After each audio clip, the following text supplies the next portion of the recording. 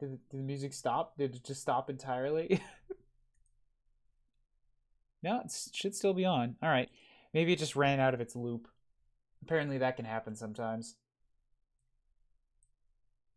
Oh, Hiveswap don't got music. It definitely do got music. We've been through this before. All right, let's go for it. I think we get to do your thing this morning. With this is such a bad one to start off with. Giant angry clown lady. Well, maybe chill, but all clowns are terrifying and angry in this world.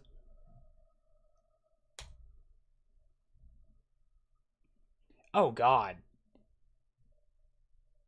Right, the slime. I forgot how that's how this one started. Ugh. I'm gonna need some slime to get myself going up here. What's the slime? It's all around the screen, man. It's right there. Part of you's always been taken with the idea of purchasing a one-way train ticket to anywhere and boarding it without looking back. Ugh. Let me pull some windows around here. Or in your current case, stowing away without looking back details. The idea had always seemed so idyllic. No strings, obligations, just you and your journey, the wind in your hair, and the taste of freedom in your face. Your little daydream didn't exactly involve careening across a perilous extraterrestrial landscape, but then you've always liked to think of yourself as the kind of person who's open to new experiences. Not to mention new friends. This tastes less like freedom and more like noxious muck. It's not unlike the slime that was in Skilla's raccoon, except the slime was weirdly soothing, and this is prickly and burny and uncomfortable. You thought you were being smart by sneaking on board, jumping into some sort of cargo carriage, but how wrong you were. The trade-off for not being caught and then maimed or killed is apparently this. You would have preferred the maiming. Alright, this guy was such a, honestly, kind of do-nothing, boring ending to last stream. I hope this is something that's at least a little bit more standout-ish.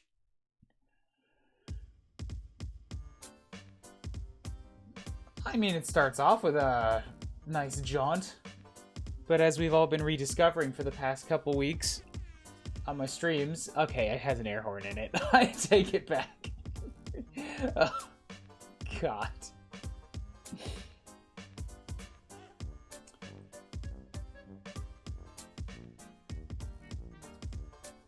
It's got a good melodic line to it, but all of the actual sounds being used are unpleasant to my human ears. Your gown flutters around you as you hop off the train. You feel like a very grimy Disney princess with no shoes. Just a deranged Cinderella who left both glass slippers on the castle steps. Before you can decide which direction to continue your merry jaunt, it's decided for you. Boom. As in, a small bluish missile slams into your midsection and sends you tumbling down the hill behind the train tracks, rolling over and over, and goddamn do you hope you don't kill anyone with your ass. Especially not yourself. You land with a hard thwack on your back. Oh, hi, it's you. The concussion you just sustained must be giving you serious friend hallucinations. Sorry I hugged you so hard I pushed you down a hill. I forgot how weak and flimsy you are. You take Amicia's offered hand, albeit nervously. You kind of skipped out on her back there, waiting until she was in the ablution trap and then escaping from her murder studio. Oh, hello. Oh, it's so big. You've been so naive back then. You didn't know about Recupera Coons or Grub Cakes or hate dating, and oh god, that is a giant murder clown, isn't it? Wow. She's even bigger than the adult you saw at the bandit lair. Really? She bigger than grown-ups? God, why? Why whenever you think you've met the biggest, meanest bastard this place has to offer, it offers up another bigger, meaner one? Without thinking, you put yourself between Amicia and the Purple Blood. Pretty dumb considering Amicia can pick you up with one hand, but you just rolled down a hill and you aren't at peak performance. Shahoots, it's about time. This is the one I was telling you about. The one with the precious, precious blood. Oh, good. You're friends.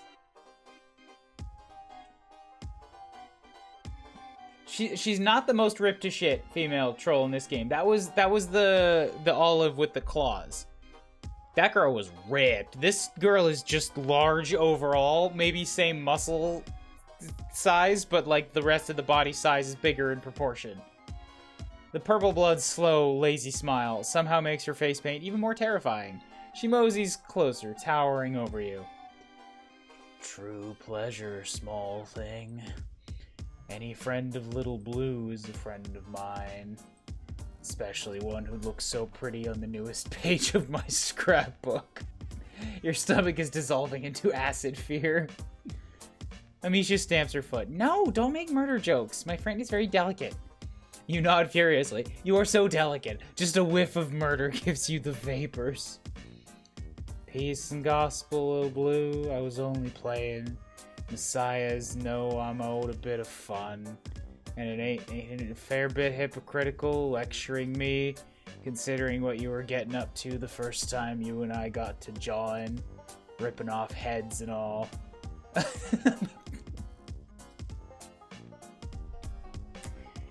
Why, tiny artist, were you ripping off heads? Amisha goes blue. Chahoot winks at you and you experience another spasm of fear. You clench your fists so she can't see your hands are shaking. To distract yourself, you ask her if she and Amicia are morals. You figure that's always the safest one to start with. Safer than, so do you guys hate fuck a lot? Chahoot starts grinning again and Amicia blushes even harder. No, of course not. I'm way too young for quadrants. Know a couple motherfuckers started younger than you, Little Blue. Still, there's no point. I mean, you're leaving in a couple pedigrees. Amisha stares at the ground sadly for a few seconds before she gets herself back together.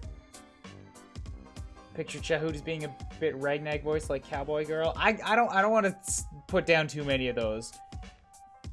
Cowboy Girl has like nice redneck voice, and I don't remember what I think MTT took this one, and I don't remember what he did for it. So I'm just going low and drawl. But that's why tonight's gonna be the best. It's our final hunt. I'm so glad you're here too. She beams up at you. You try to smile back, maybe achieving half a grimace. When Chahoot leans over Amisha, it's with a certain and menacing fondness. Sounds like a party, my most vicious sister.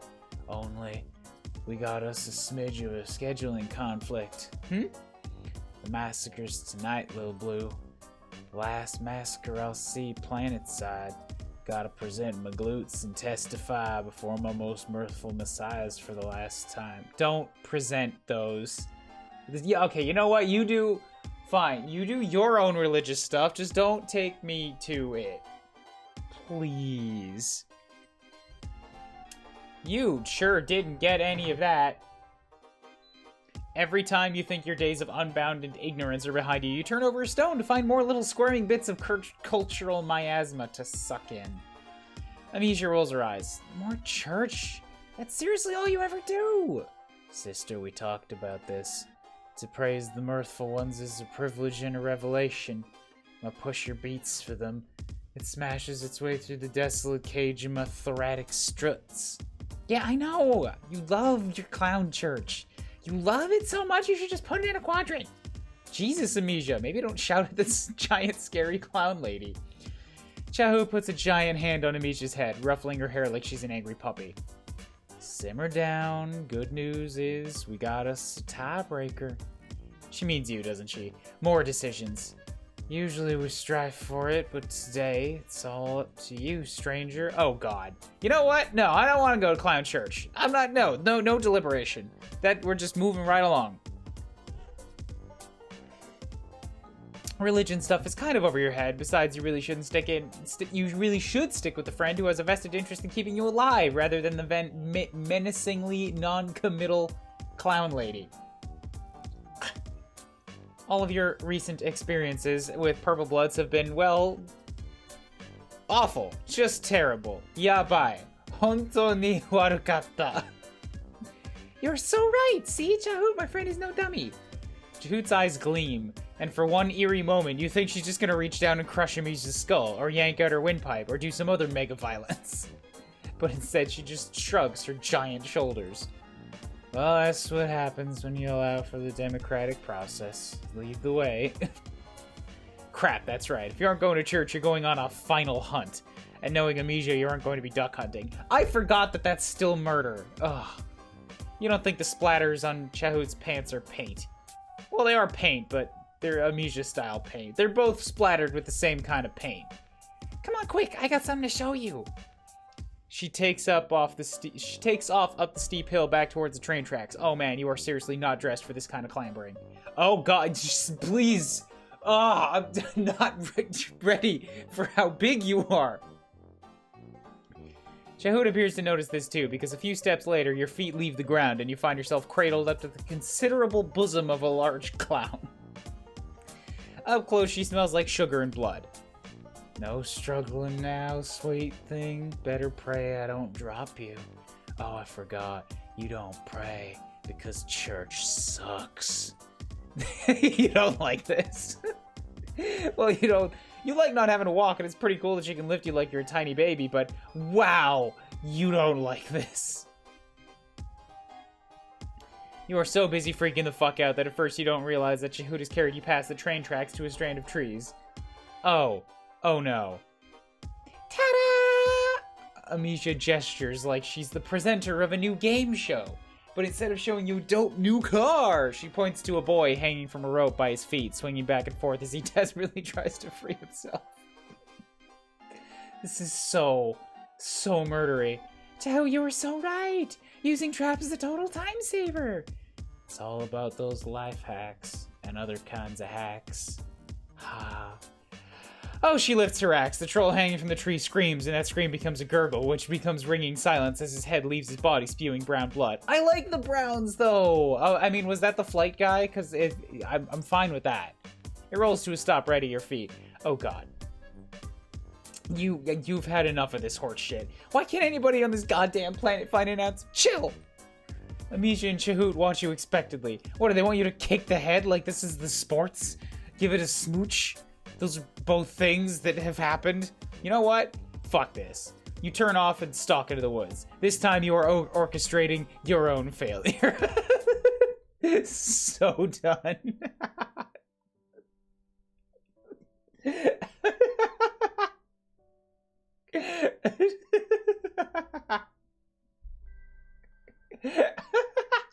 Yes. Do it, protagonist. Just storm off out of here. This is bullshit. Aw. That means we have to do clown church. And everything's gonna be awful. I am being controlled by a force outside of my own body. Take me to clown church. You don't know much about religion, but you have recently become pretty good at reading people. You have the slightest little suspicion that insulting this particular woman's religion might be unhealthy.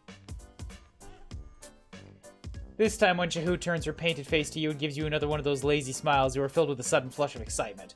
God, what if you become friends with her? You've never had a friend this cool or scary. Amnesia rolls her eyes. Fine. Have fun, I guess. Doing totally boring stuff. Oh, and she just bails? I mean, that's not democracy. Come on, Chahoot came with you to your weird little hunting thing. You wonder if it's really okay for you to come with Chahoot. Isn't she worried about showing up with an alien? In the past, I might have got to worrying over it, but now, fuck it. What are they about to do? Cull me? Ha ha ha. Might thank them for that. Doing a sister a solid and saving me from having to set foot in the filthy reaches of space. Where I hear they don't follow the good word as close as they should. None of the motherfuckers here at the Globes just step up to me, so you should be safe. With me on your side, not even one of those slippery fishes would do it. Does she mean the sea dwellers? You've never actually seen one, which makes sense since they dwell in the sea, but most people seem to be scared of them. You wonder how higher in caste they are from the clowns. You wonder what they look like. There are still so many things you don't know. You've never been in a church before, but you've seen them in movies and goth music videos, so you know what to expect. Clown churches. Not that. Oh god. It's so messy with the blood of the low castes. There's no pews or statues, or sad dude hanging from two perpendicular sticks. But there's an altar and a lot of purple candles and rows of flimsy metal fold-out chairs. The same sugary smell that hangs around Chahoot fills the place. Someone took the stained glass a little too seriously when they decorated, because every inch of the window is covered in multicolored... God, why even front anymore? Every inch is covered in blood. Splatters of it paint the floor and stone walls. It reminds you of the break room after Connell got done murdering all those kids, except this seems deliberate. Like they wanted a little bit of yellow in the corner, so they walked some poor Goldblood over and gutted them. Welcome to your salvation, little one. Haha. You almost run out. But no, you can't. You need to make friends with Chahoot. You hang on to that as you follow her to the front of the congregation. As you pass, various other clowns send out honks of greetings accompanied by the occasional whoop whoop. Chahoot responds to a couple with a casual, hey motherfuckers, but mostly she ignores. Maybe she's too cool for them? You try not to make eye contact with anyone as you go by, or if you happen to look at anyone, you try to throw out the most intense, I'm with her vibes that you can. A couple trolls look out of place as you do. Okay, not as out of place since they were actually from this planet, but there's some non-purple guys here who look distinctly uncomfortable. A few of them appear to be chained to their chairs. That's cool. That's really... Oh. A purple blood is standing on a platform at the front of the congregation and preaching? Rapping? Whatever it is, it sucks. There's a lot of uninventive swearing and weirdly syncopated honks. I don't care about the definition of that word. Everyone here is extremely into it. There's a lot of answering whoops and fuck yes. All Chahoot has to do is stand there and smirk at him, and he trails off into a nasally honk before scrambling off the church stage. You really wish you knew how to command that kind of respect. Then everybody would want to be your friend. Thanks, brothers and sisters. Today's a singular sort of day. For today I looked up toward the mountain and saw the fire in the sky. That fire is our messiahs, and our messiahs are the fire, feeding the hungry forge in the belly of hell, that sweet salvation of spit, bone, and soul for colored eyes. Was it the heat of eternal damnation, or the sweet flame of revelation? All is the red ruin, woe is us, darlings, woe.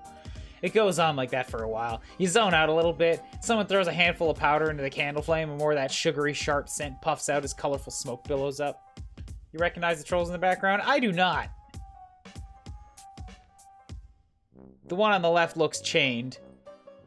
The purple bloods all start taking deep whiffs of the stuff. It kind of looks like the powder in pixie sticks. Newest member of our congregation. Pixie sticks. Maybe that's why it smells like sugar in here.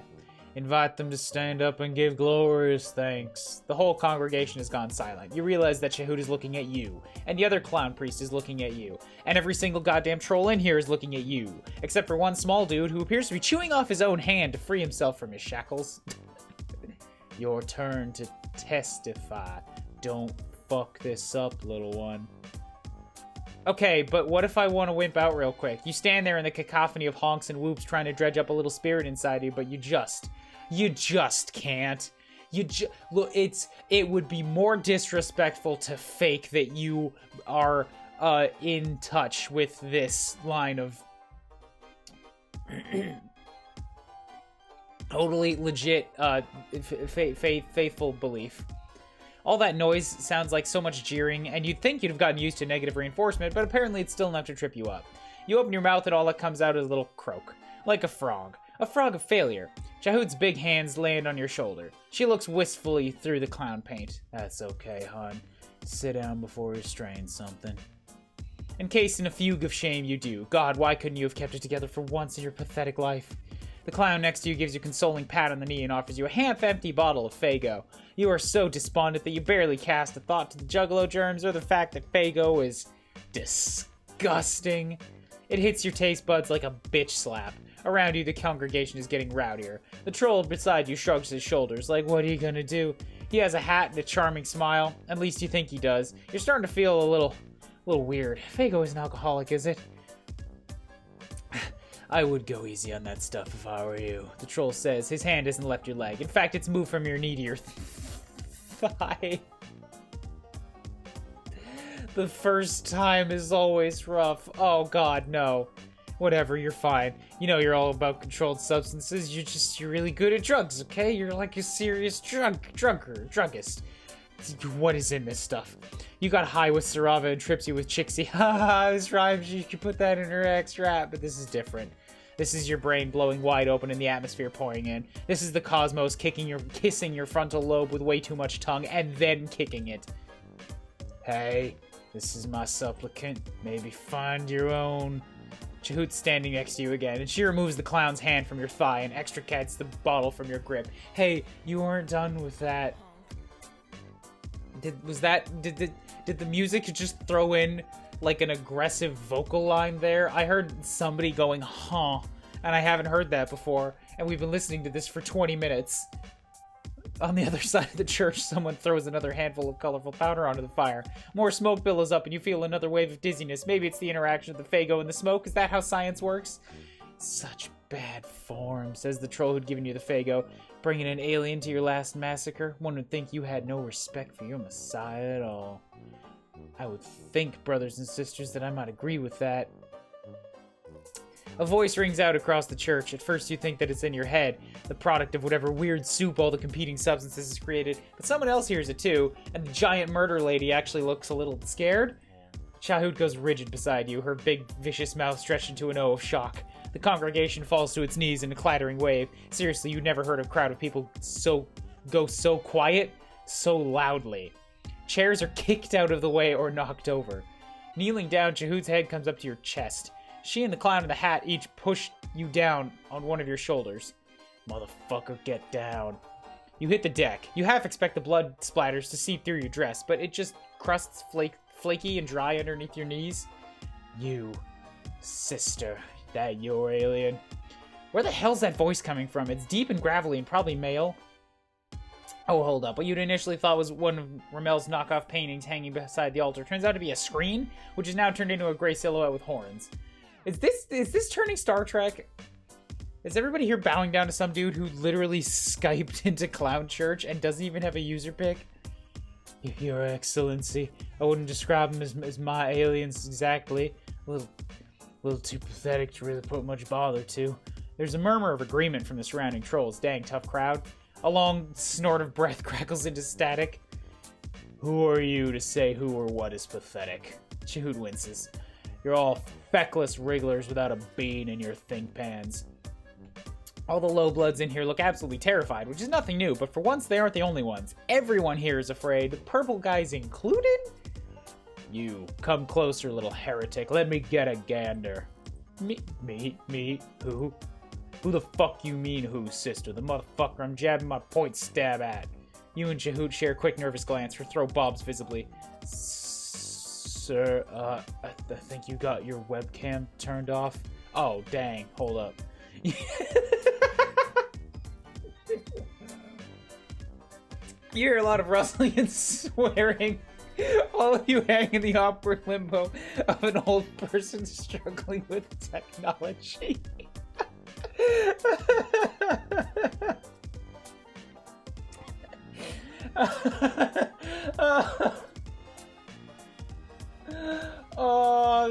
I'm just reminded of there was that story like a month ago of the judge, a couple months ago, the judge that had like a cat picture as his avatar and couldn't turn it off in court. Or it was a lawyer or something. They were having a Zoom trial. Whew, okay, there you go. The screen flickers and you can just make out a pair of hulking shoulders. Sir, you got the light behind you. Never mind the light, you motherfucker. You, the hornless one in the rumps robe. Come closer, child. Oh, of course it's you. Being the main character is exhausting. You move closer to the altar, although you aren't actually sure where the camera is. This guy is someone you'd be able to tell that even if everyone in here wasn't... This guy is someone. You would be able to tell that even if everyone in here wasn't bowing down to him. His voice has a certain quality to it. That's close enough. I'm not trying to look up your snuff nub. Child, you got any notion as to who I fucking am? None, except that he's possibly important. It's always a good, real good time when important people get interested in your insignificant ass. I decide whose ass is insignificant in this house, you comprehend? Sure, sir. Excellency? How long you been rambling amongst my brethren? At least a couple weeks? No more than a month? How many are here with you? Just you, an alien invasion force of one, just all wandering the countryside. And still pulling in oxygen. Would have thought someone would have picked their dentition with you by now. Same. You got any muscle definition, Wriggler? You show him the gun show, and then you show him how very empty the weapons locker is. Too weak for the front lines, too ugly to fill a pail with. Although your strut sticks ain't so bad. Oh, did a giant clown just say you have nice legs over troll FaceTime? You look at Shahoot for help, but she's too busy checking out your cams. Sober you might have been uncomfortable. Fago drunk you is pretty zen about it. You sure it's only a matter of time before you fucking alien? If it's gotta be a big giant clown, well, so be it. I mean, you know what? I'm not gonna try and weave my way around saying that I'm on a planet full of kids. Let's just move on from that. Shooting high, aren't you? Now you just feel silly. You assure this guy that you aren't really after that kind of stuff. There's only one thing you really truly long for in this world. And what's that, child? Power, wealth, the right to keep living. Yikes. You realize that everyone in this goddamn church is looking at you, waiting for your answer. Shahoot looks like she wants to grab your shoulders and shake you. Jeez, no pressure. Friendship, you tell him, and the music stops. Dead in its tracks. Dung dung. Friendship. He laughs long and hearty at that one. You weather it stoically. Oh my god, you're so dumb. Who turned off the jukebox? You. Bigger and significantly more attractive motherfucker. Shahoot comes to attention. What's your caste name, child? Maynard, Excellency. If I understand rightly, you are about to undergo the ordeals. Shahoot nods. She looks a little seasick. You're not sure what the ordeals are, but everything about them sounds bad, including the name. Maybe get your shit shot with this one right here. They seem to have the strategy for surviving against all reasonable odds of decency. You could probably use a friend like them. He grabs another big finger at you. And Wriggler, yeah? Don't let me see your face again. Call disconnects and the screen goes blank. When you point yourself towards the front of the church, everyone scrambles to get out of your way. It's like the big clown's attention has conveyed some honorary status on you. Probably nobody will mess with you for, like, a half hour? Whoops. Shahoot emerges soon after. She looks nearly as winded as you feel. You ask her if she's mad at you, since that could potentially be dangerous to both your life and your burgeoning friendship. Mad? Why would I be mad? Because your inexplicably magnetic charm worked on both my best girl and the figurehead in my church. You flush. The real question is, did it work on her? Shahoot sighs. The hell? The motherfucker told me to listen to whatever it is you can teach. Right, he did. That basically makes the two of you friends by theocratic decree. Guess so. So, darling, teach me your ways. Well, first of all, you gotta fall down a lot. Yay! Magical protagonist powers. Got me the position of bishop? I guess. That could have gone worse. It also could have gone better. Let's go make it go worse. Preach. Oh shit. They want you to talk? About what? All that stuff Shahoot and the other troll were saying, it just sounded like a bunch of bullshit? So that's what you give them. Just bullshit. Reams and reams of fresh, non-GMO cave-aged bullshit. Honestly, you aren't really sure what you say? Maybe some stuff about parting the sea, loaves and fishes, a dome and a rock. You throw a couple whoop-whoops in there for effect, hoping nobody accuses you of cultural appropriation. Luckily, the crowd is feeling it. They all honk and echo what you say, even the cultural allusions they can't possibly understand. They take turns swinging Fago from the communal chalice, passing it around. You can't help glancing over at Shahoot every so often. Sure, all these weirdos are catching what you're throwing, but she's the one whose opinions you actually care about. She's your current friendship target. She's nodding in approval, occasionally crossing her hands over her chest in what looks like a kind of gang symbol, but may just be like some sort of religious gesture. You finish with something about foxes and the jaws of the universe, the convergence of fate and the cyclical nature of reality. Time is a flat circle. You think you're finally actually filled with the spirit? Whatever the fuck that means. It could just be the weird smoke. Knew that I didn't make a mistake when I put my faith in you, little one. She pushes several dudes out of the way to lean over you, and you don't feel fear now so much as intense pride. Damn, but it feels good to have 50 clowns honking at you for pulling something straight out of your ass. Little one is kind of creepy, and you wish you'd stop saying it, but you guess it's accurate? You are little compared to her, and there is only one of you. Come here, darling. Oh, that's an upgrade. Darling, that's friendly. Get up here. Up how? Two younger purple bloods grab you by the legs. Oh. The church sways around you, and you find yourself at clown height, face to face with Chahoot. Up close, you can see the cracks in her makeup, and it might be the light in her eye. It might be the light in here, but her yellow eyes look tinted purple. Also, her eyes are red. She pulls you close, one giant claw tipping your chin up. She's so close. She leans in and your whole body flashes hot. God, I cannot get over how large your boobs are. You brace for those big clown lips. Instead, Chahoot clamps her hand over your mouth. You jerk as your air supply is promptly cut off. The clowns holding you up stagger until you remember that you can breathe through your nose. You see something under your peripheral vision, and then something sticky and cold is sprayed onto your cheek, an acrid stench making you choke. You struggle, but the clowns don't let you go. Chahoot sprays something in the other side of your face. You feel it sinking, tacky, and sticking. You feel it sinking, tacky, and stinging into the skin of your cheeks. She releases you for a moment and twitches the can of spray paint to the other hand. What the hell? Is that supposed to be used on skin? Probably not. Hold still. She takes another can from a nearby troll and paints a line across your forehead, her own brow furrowing into concentration. You know what she's doing. She's baptizing you, covering you in the paint of her people. You are being initiated. Hardly believe it. Tears threaten at the corner of your eyes as you realize you're actually becoming part of a group. Someone on this terrible planet is actually letting you into their inner circle. Even if it is a circle of shitty clowns who go around murdering people and drinking the worst soda in the galaxy. Don't get too overcome now, small thing. I don't rightly even know what you are or where something like you came from, but I can feel the spirit flowing through those alien veins of yours.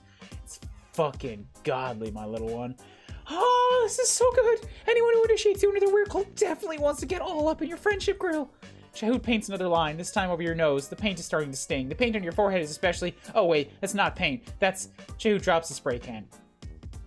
She's looking at her fingers. Oh no, you've seen that expression before. On someone bluer and much shorter. Deep crimson drips off her claw. Oh, she cut. After weeks of rainbow blood, your own blood color looks strange to you. Now that you think about it, it's been a while since you've seen your own blood. Ha! It must be getting better survival instincts.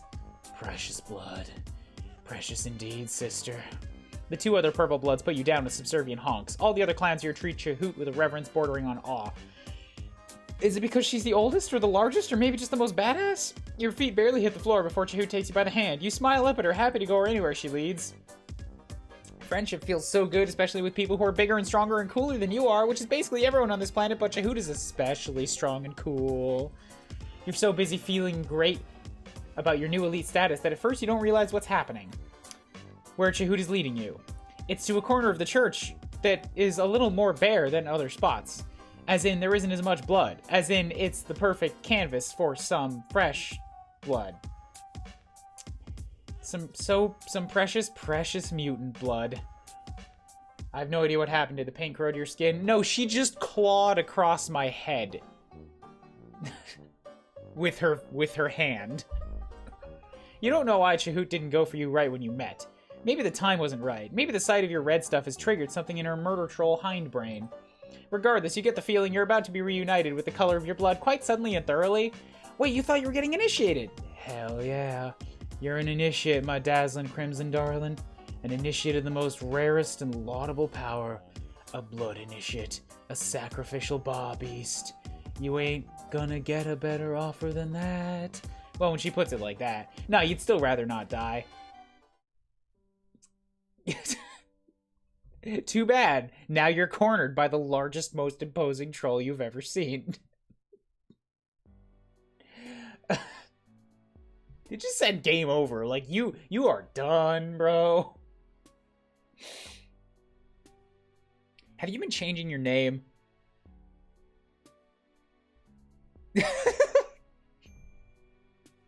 I can see you. Everyone can see you. You're showing up on the stream.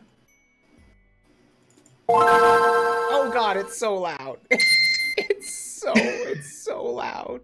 All my volume settings got borked since last time we talked and you almost deafened me. Sorry. You were at 200% volume and the first thing I get is the Game Boy Advance ping in my ear.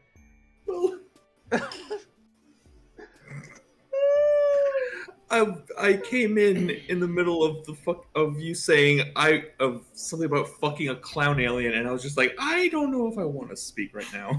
Look, I was just really not super on board with that whole thing. How's the volume, Calvin, and anybody else? I mean the game audio just needs to be like listenable, but me and MTT need to be balanced. He's fine. Where is... What am I do?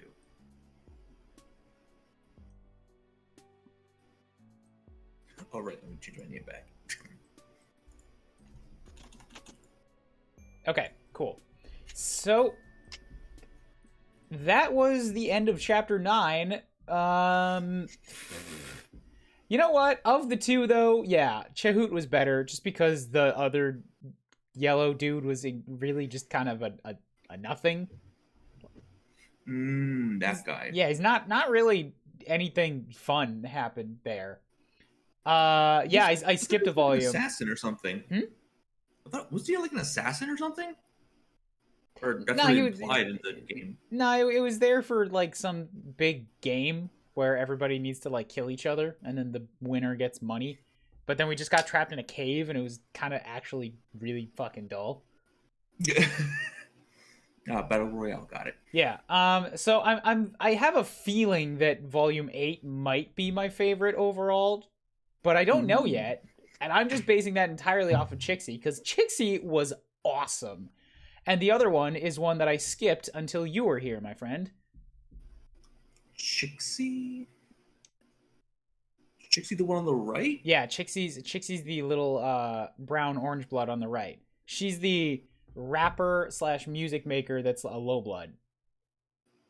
I don't remember her offhand. She's real good. It's also possible to just kick her straight out of Hiveswap, which is what we did, which is why she wasn't on the train, because we convinced her not to come. Oh, her. Right. But here in this game is awesome. We got drunk, collapsed on a pile of sheets. She got real mad and like Miff talked a whole band of other higher bloods that straight up just stole her entire song. And I think she just has like more drawings than everybody else, and a lot of them are like really subtle emotions. And like she's cute and I like it. And I just really, but the other one, so Chixie's like a big plus there. And then there's Tizius, who I was not doing until you showed up. Hello. I'm guessing you just didn't want to voice her? We spent an entire stream in that law case, man. It wouldn't be right. Yeah, fair. Well, I'm gonna need a Discord stream of it so I can sure thing see it live. Can I ask what that clicking sound is? A USB drive. I will stop. Okay.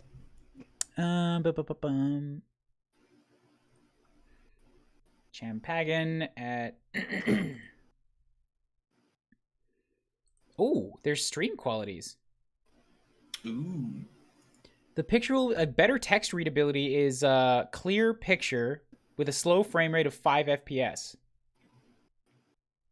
I like that. That'll probably do it. Yeah. I like that a lot. Right? Does that work? I can almost read it on the little preview. Ooh, damn, that comes in crystal clear. All right. Friends, who are you kidding? You're still wearing a bathrobe. Yeah, Chixie's just adorable. Look at those two pictures. So cute. Yeah. And then Tizius, who just moves her mouth. Yeah. I feel like anybody who goes to law school eventually just becomes that. Just up ahead, you see a troll leave her hive, muttering to herself. Calvin, please confirm me the audio is okay. Not just fine. I want to know if it's balanced, because I'm worried now. This music is loud. MTT is still loud. Just up ahead, you see a troll leave her hive. Oh, okay. Never mind. Part of that is on me, because the volume was at 80 instead of 50. MTT can be turned down a bit. Thank you. MTT's at 75% now. Try saying something? Hi. Yeah, do I sound better? Oh, did you change your volume? No. Oh, fuck. Because I turned you down to 75 and you got real quiet. Try something now? Now? Yeah, wow. Hello? That's a bigger difference in 20% than I thought. How about 90? Yada yada. That sounds okay. Just up ahead. Alright. You see a troll leave her hive, muttering to herself. She's holding an unstable mountain of papers and books with one arm, using her free arm to hold a mug steady. She isn't paying attention to you, which is fine. Don't get it twisted. You love to make another friend. You just understand now that it's a weird, flighty thing. Some trolls you mesh with, and some you don't. You smile at her just in case, but she walks right by you without stopping. You shrug. This planet is chock full of friendable weirdos. You'll live. You only take a few more steps before the sound of her absolutely eating shit on the sidewalk makes you turn. It happens fast enough, so you only really see the aftermath of upended books and papers raining down in an impressively wide circle around her. Globes. Damn ass. Rock. She sits up, but that's as far as she bothers to get. After taking a sip from her mug, which somehow stayed level in her grip during her fall, she sighs and gets to work, gathering it all back up with her free hand. Yo, I've done that once. In Canada, where the sidewalks get icy, and I was so happy because there was somebody there to witness it. Obviously, I wish I could have exchanged contact information so we could just like talk later about how awesome my fall was. But it was like coming out of a Tim Hortons with a coffee, and like I'd already opened it because it's cold outside. I don't want to wait until I get home to drink my coffee. So like if I moved this thing at all, it would have spilled everywhere, and I'm just like, whoop. And I think like somehow my hand went up, down, forward, and I ended up like both feet went out from under me, and I caught the ground with my other hand. Damn. And it was still up, and I'm like,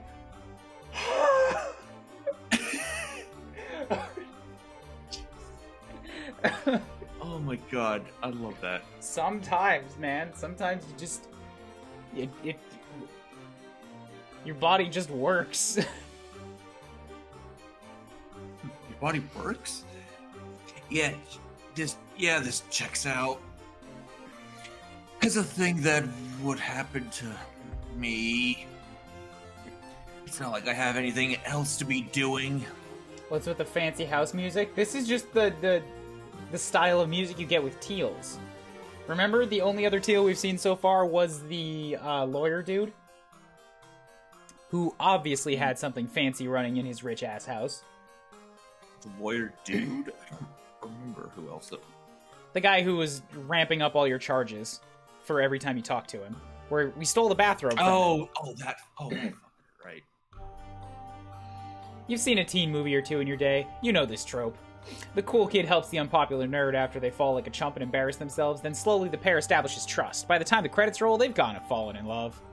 Not that you necessarily want to fall in love, but you wouldn't say no to it. You would repress your protagonist urges and the purpose of the game. Just, it's like sometimes your lover can be your best friend. Or that you've fallen under the illusion that you are in any way cooler than her. But still, it's tried and true. Also, like, a pretty standard decent person thing to do. So, like, the decent person you hope to be, you skedaddle on over. You stop short just in front of her wide-flung ring of items. You want to make sure she's not going to yell at you or murder you or anything before you interfere. What? JK, I busted ass. I know it's a scene. Well, what are you waiting for?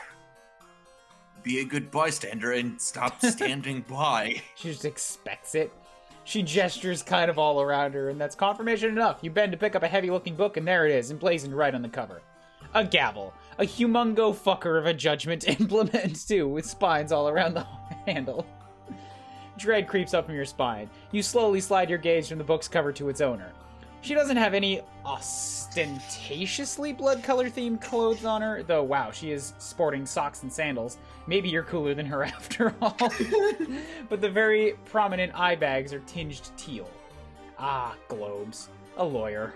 It's not that you don't appreciate your one lawyer friend for who he is. It's just, you aren't sure you have it in you to sneak your way into the heart of another? You got kinda lucky last time. The scales of judgment in your heart start a weigh-in on your chances. Keep standing there, paralyzed by choice, or pick up more papers. I kinda wanna just be a dick. You kinda can't look away from that gavel. Those spines could really stab a person's skull right open, huh? Wow, thanks for all the standing around and staring assistance. You are very welcome. You wanna be friends? It's really helping a lot. Definitely can't just do that on my own. Oh, this is perfect then. I can help you with all your standing and your staring needs. You're still stuck on the image. She stands up, grumbling, and snatches the book out of your grasp. She turns, waving a dismissive hand at you. Never mind. Now you're just in my way. She doesn't tell you to leave, but she stops acknowledging you, which you figure is pretty much the same thing. You were iffy about this one from the start, but damn, it turns out rejection still stings. Oh, that's what. So wait, wasn't it? I thought it was on the cover of the book. That's what I thought too, but I guess you were literally just staring at something else. Oops. Maybe he's just staring ahead, and it's emblazoned in his mind. Also, I love the fact that our character is now speaking like trolls. Like he's just starting to pick up the lingo. Yeah, I saw at the end of the Chahoot one that he'd started picking up the W's, and I'm like, wait.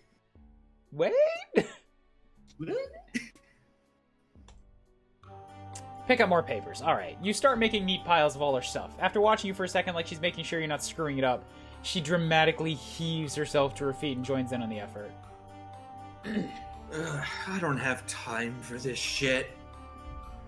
Make sure you keep the B-34s together in my red folder. You look down at your current pile. B. That's the one with the little hook on top, right? Or is that G? Sweat pricks at your temples. You picked up a little bit of written Elturnian here and there, but you're still not anywhere near competent at it. Sifting through the papers, you search for anything familiar. You make out a few words, but there's just a lot of them. A lot of those little guys on these papers, and you've got performance anxiety. Oh, right. You probably still can't read.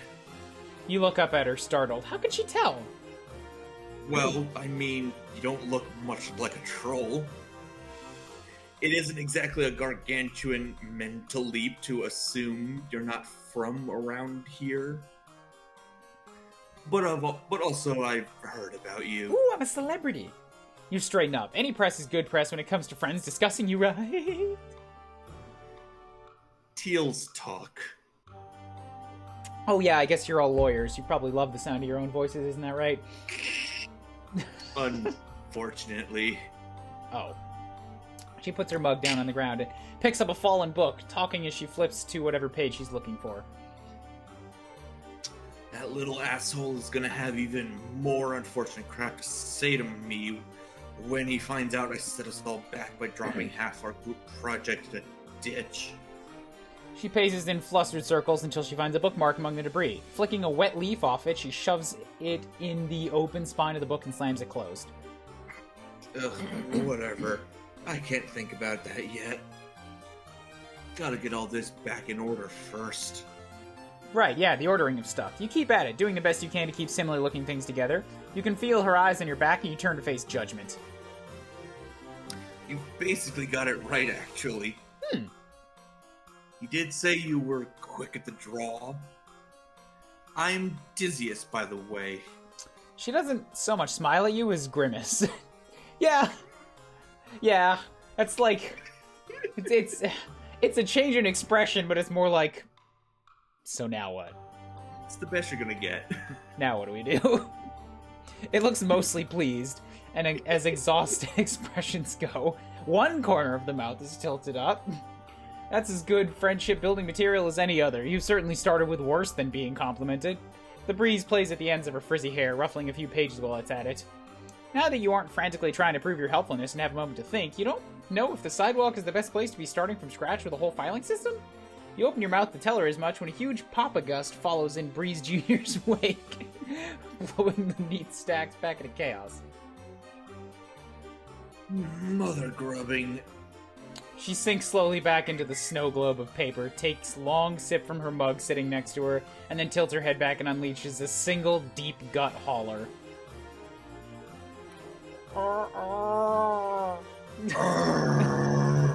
You scuttle around, catching documents out of the air until the gust is gone. It's not that Tizzius doesn't seem capable, it's just that she seems a bit burnt out. You know what it's like to feel like you're at the end of your rope. So now that you have half a swing and grab at a handle of things on here, you feel like it's your turn to do the heavy friendship lifting. You pick this one. Suggest that either might help or offer to help or organize it all summer with less please rest. I think she deserves a break.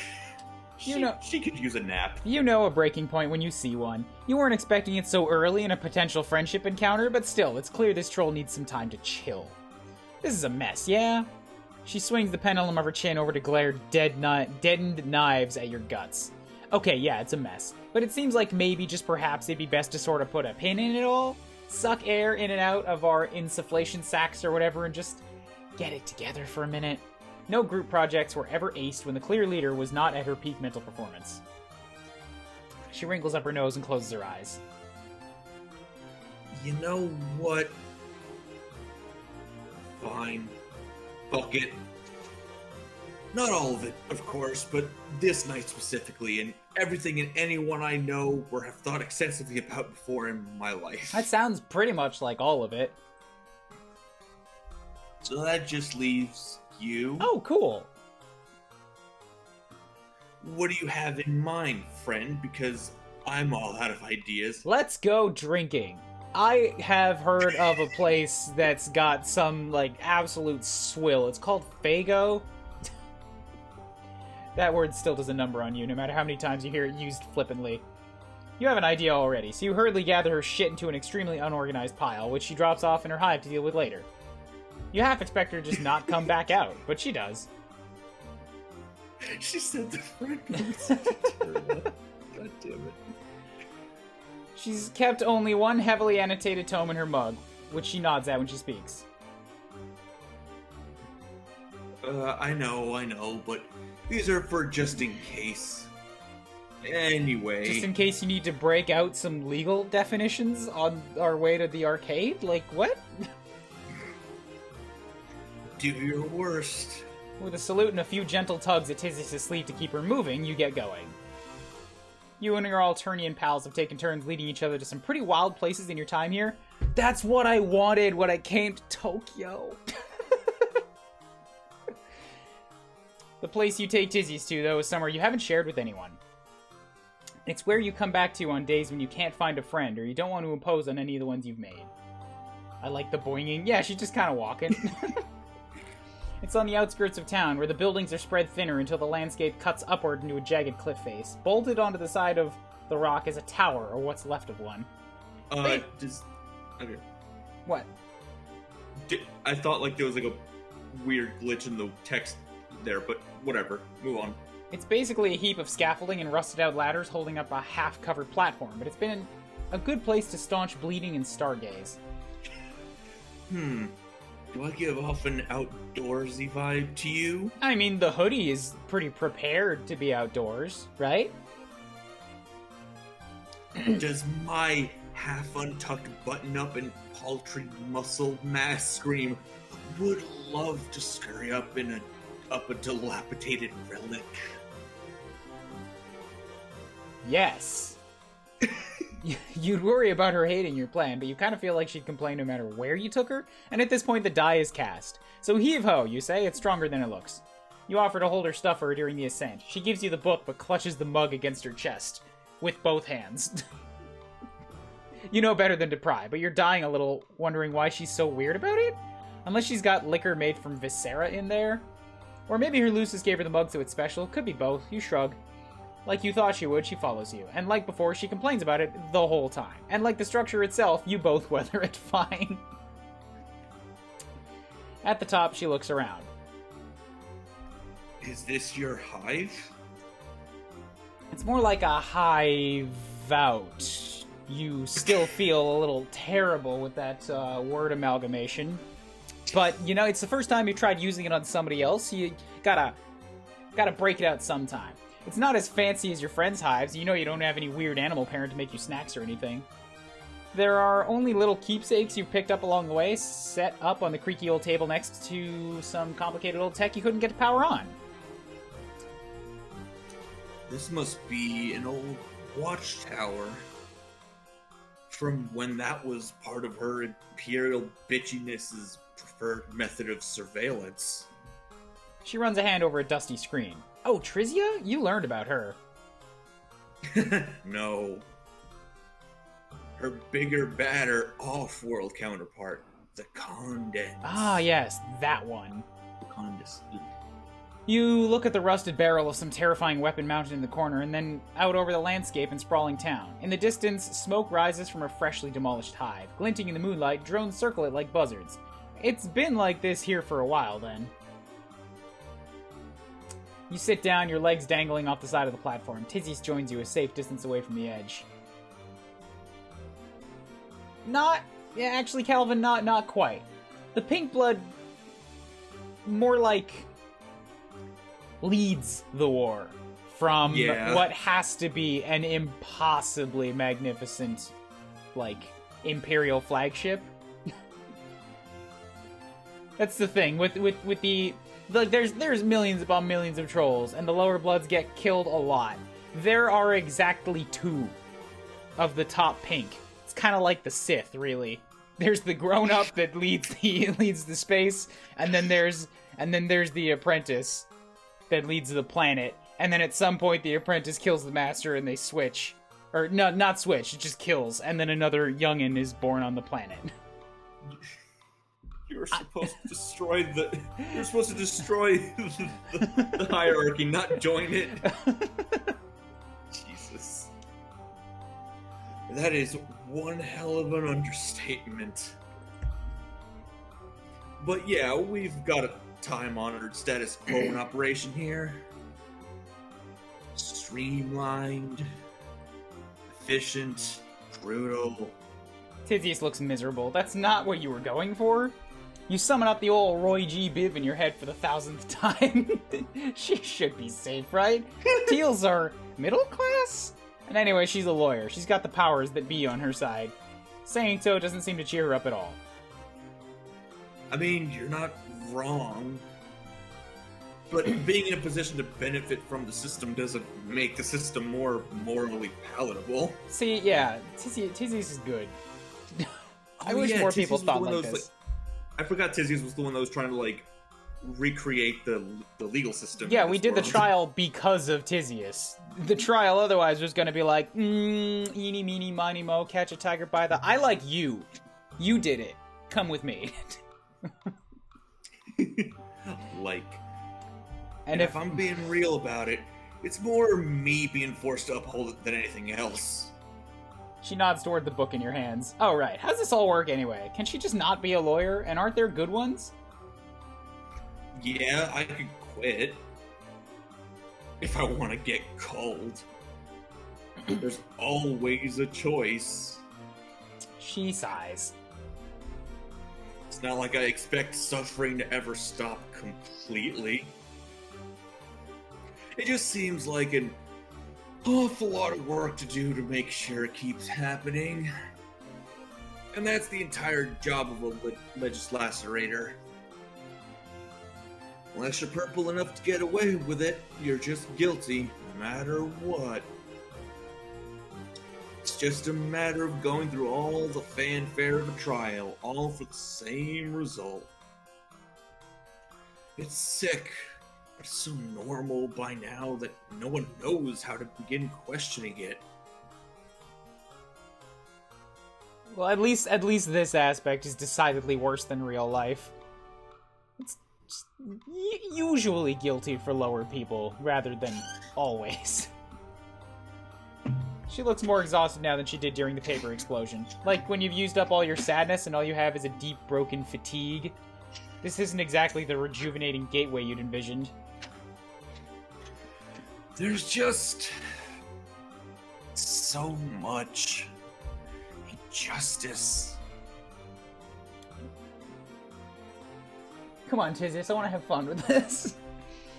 You continue to try to be positive. Are there not political parties, some secret underground movements or anything? Sure, most lowbloods you met have a healthy, fatalistic nonchalance about their situations, but there's gotta be something else out there.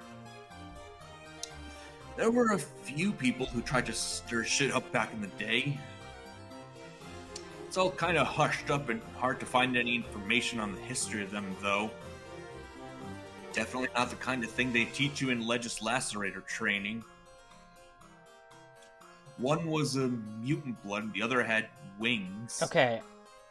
Is this in the same universe? Is she actually talking about the Sufferer? I think she might be. Who was the winged one? I don't remember. I don't remember that one.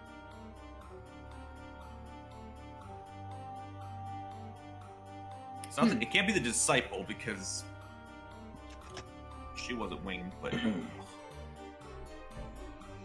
I have no idea. Like, wings implies that they were god tier, but I don't know if those original guys were playing the game.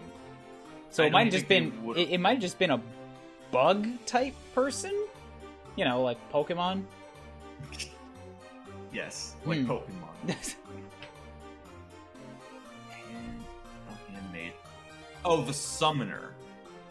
Oh, the yellow one, right? Yeah. The orange one. Oh, orange? Rufio. Right.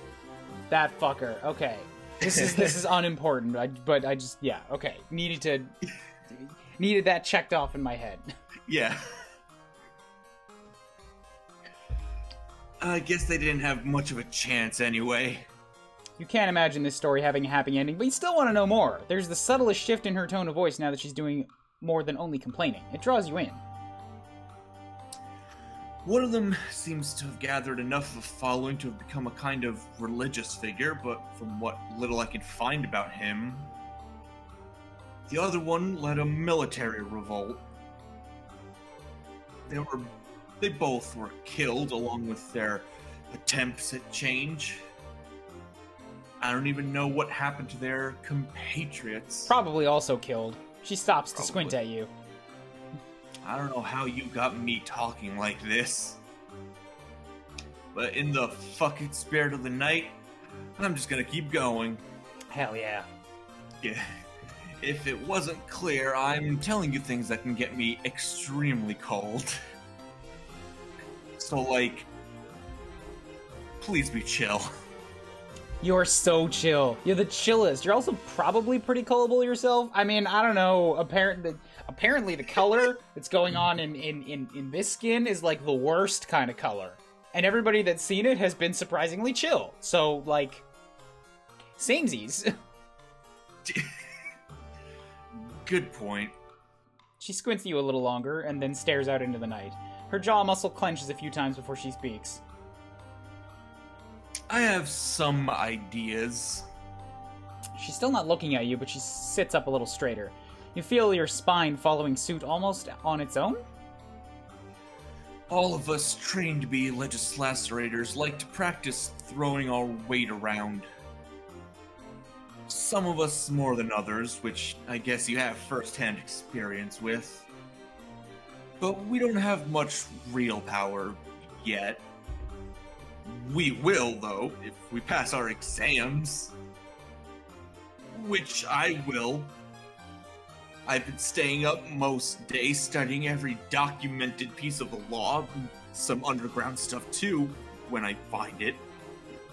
There are exploitable loopholes they don't know about. Is that stuff you want to know about for your exam? If I can establish myself as a major player, I might have a chance to change things. Some things you can only take apart from the inside out. By now, she's built up a fevered energy, even with the sluggish way she talks. When you shift in your seat, she kind of snaps out of it. Oh, sorry. I guess I got a little worked up. No, it was good. Keep going. I don't exactly get to talk about this very often. I 1000% understand that. Me, everything that I like, when I try to talk about it with people in real life, it's just like they don't get it or are disinterested, and it's so easy to like turn in all self-consciously and be like, oh, okay, this isn't clicking. I'm just all right. I'll just go back to doing your stuff. like what? I don't know, like most video game stories, like game mechanics, like my specific Oh my preferred god, style Ryan, can of... you please stop? See, I'm kidding. I walked right into that. All right, I did. Yeah. That was on me. I didn't. I thought we were just like actually gonna break out into a real friendly conversation there, but I see that you chose to If you want to, I wouldn't really mind. to go We just that leave route Tizzy's and abuse my trust that way and just further reinforce those negative states being driven into the pit of my soul. It's all right. Let's go back to Coffee Lady. Everybody give Ryan a hug. I'm exaggerating. It's like I know you are. 15% truth. It's kind of overwhelming to think about how fucked every little thing is all the time. Yeah. But now that I see it clearly, I can't not do something. It's like Alternia's a giant fire, and I'm pissing on a tiny corner of it while the rest of everything burns up around me. Yeah. It's another thing I really like about the writing in this world. There's a lot of it that's you just change one word and it's like, I get that. That's a little too real. But if we can get everybody to start pissing on the fire. Exactly. This whole fire started because everybody just like ignored the matches being thrown on it. And if y'all just pissed on the matches as they got added, then we could start putting it out. You gotta put it out from all the way around. Your brain is buzzing with how real all that felt. You can't really add anything to it, so you just sort of nod. Are things less abysmal where you're from? They're at like 75% levels of here. Yeah. Maybe 65? It's getting worse. In ways, yeah. At home, the accused is called a defendant, at least, as in they get a defense. Her eyes brighten. That's exactly what I'm talking about! Does your justice system work? I love that the intro is you exhale slowly. Trying to buy yourself time to encapsulate all your planet's various cultures, societal structures, and similarly overwhelming list of injustices in an intelligible blurb. You settle on... Not always. Not for everyone. Her laugh is short and hollow. So much for enlightened life forms existing somewhere in the universe. You guess until a more kind and just alien life form comes to take over, you'll have to make do with each other. Yeah, you're not so bad. I'll take on an oppressive regime with you anytime. She gives your arm an awkward tap with her fist and then looks back out over the edge. That's a hell of a pickup line. Anyway, I'm no religious figure or military strategist. There's gotta be someone out there who is.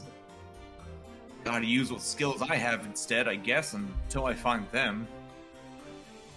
What the fuck else would I do with my time? Keep pissing on the fire is the best anyone can do, you reckon? That and get others hydrated enough to do the same. Yeah. She laughs. Keep on pissing, huh? I'll drink to that. She takes a big swing from her mug. After a beat, she silently and without looking at you extends her arm your way. You stare into the mug's depths, a little unnerved. It doesn't look like viscera, but you've been burned before. Also, she's been drinking it for what has to be like 2 hours now. How is there still anything left in there? How much of this is just backwash? It won't kill you. You're not sure what it will do, but Tizzy's is truthful if nothing else, so bottoms up. What the fuck? It's water. Tizzy grins and taps her temple with a claw. Gotta give the people something. Otherwise they might think I'm the way I am on my own. Then where would we be? You don't know, letting people in can be helpful, you know, sometimes. Shh. Shh. I'm fine. You're not convinced. Okay, I'll admit it. It's not a bad idea to relax every once in a while. Get your priorities straight. This is a decent time.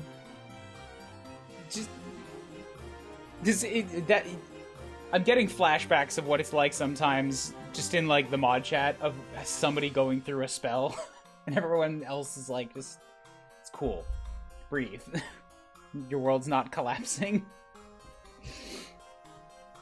You're glad she's glad, but you mostly just talk the whole time about the same stuff that she was overwhelmed with to begin with. Does that not count?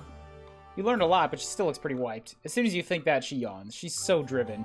You shiver a bit when you imagine what she could do if she took time to rest for real. You pat the pile of blankets next to you. It's no bed, or tub of soap or slime for that matter, but it's gotten you through enough. She looks warily at it and yawns again. I guess my Lucis and my mate Sprit will just think I'm at the book hive anyway. One little nap won't hurt. We'll get up early tomorrow and reorganize our stupid busy work project. She tentatively lowers herself down on the blankets. Her eyes close for a brief second before they snap open again, glaring at you with full force. That's doubt me. Super glare, man. I get it. 100% art on point. I've got it under control. Oh, you have zero doubts in her abilities. She curls back up against herself, a small rattle of contentedness shakes in her throat. Out in the distance, the blaze is dimmed to a thin plume of smoke. You hope whoever's hive it was is okay. You're not sleepy, so you'll keep watch to make sure she gets up by sunrise. You tilt your head back and look up the unfamiliar constellations. Your head feels full.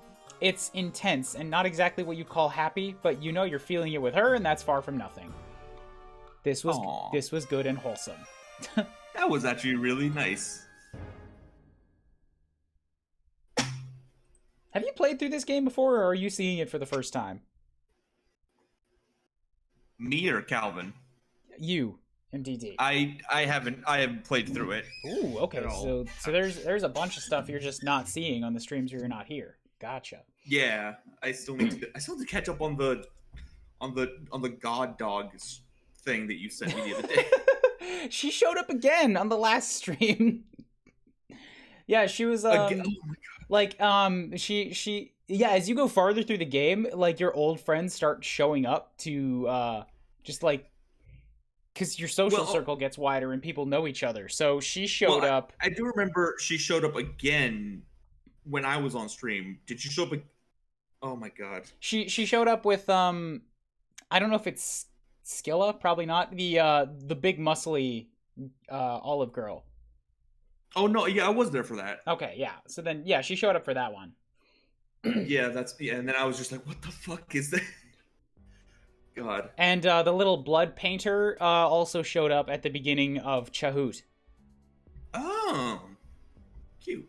All right, so let's just do the other one because that went for a long time. Let's organize it somewhere with less of a breeze risk.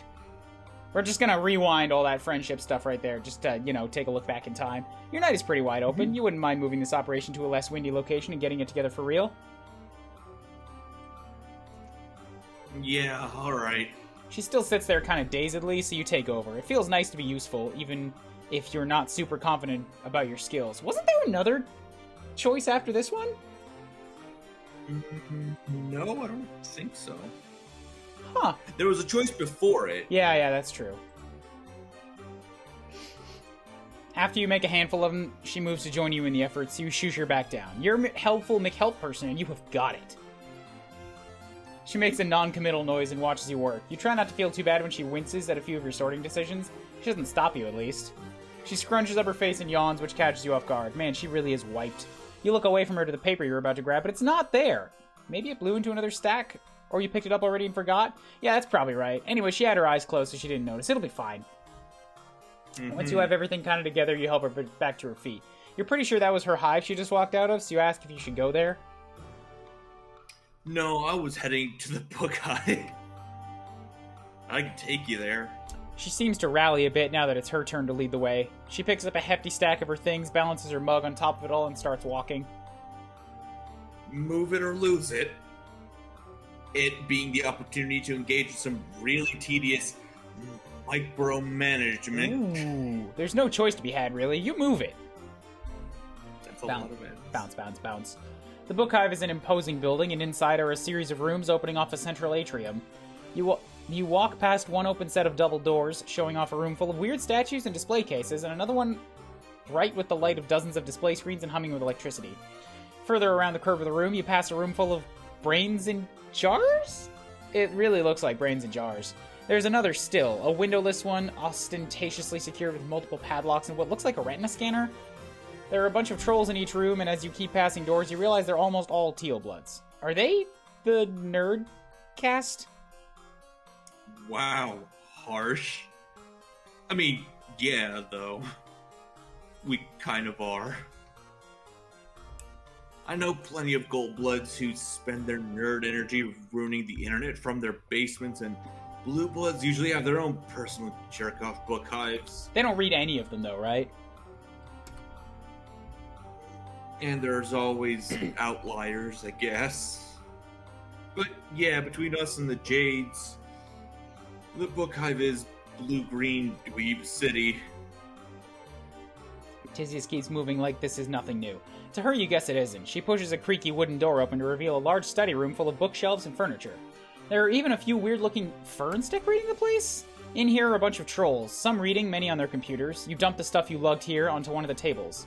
The sound echoes in there, and the handful of trolls look your way. Yikes! You hope your presence won't be too conspicuous. You're probably fine. Unless anyone gets horny for acting grown and wants a bounty. But you're with me, so they probably won't mess with you. You're a little surprised by that. Tisius, who is slumped in a chair and is stolidly reorganizing her piles, doesn't exactly give off a brawler aura.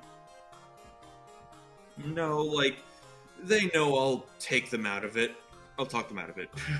Or whine at them about leaving me alone until they do. That makes you feel safe enough. Time to do some old-fashioned organization. What is this big project anyway?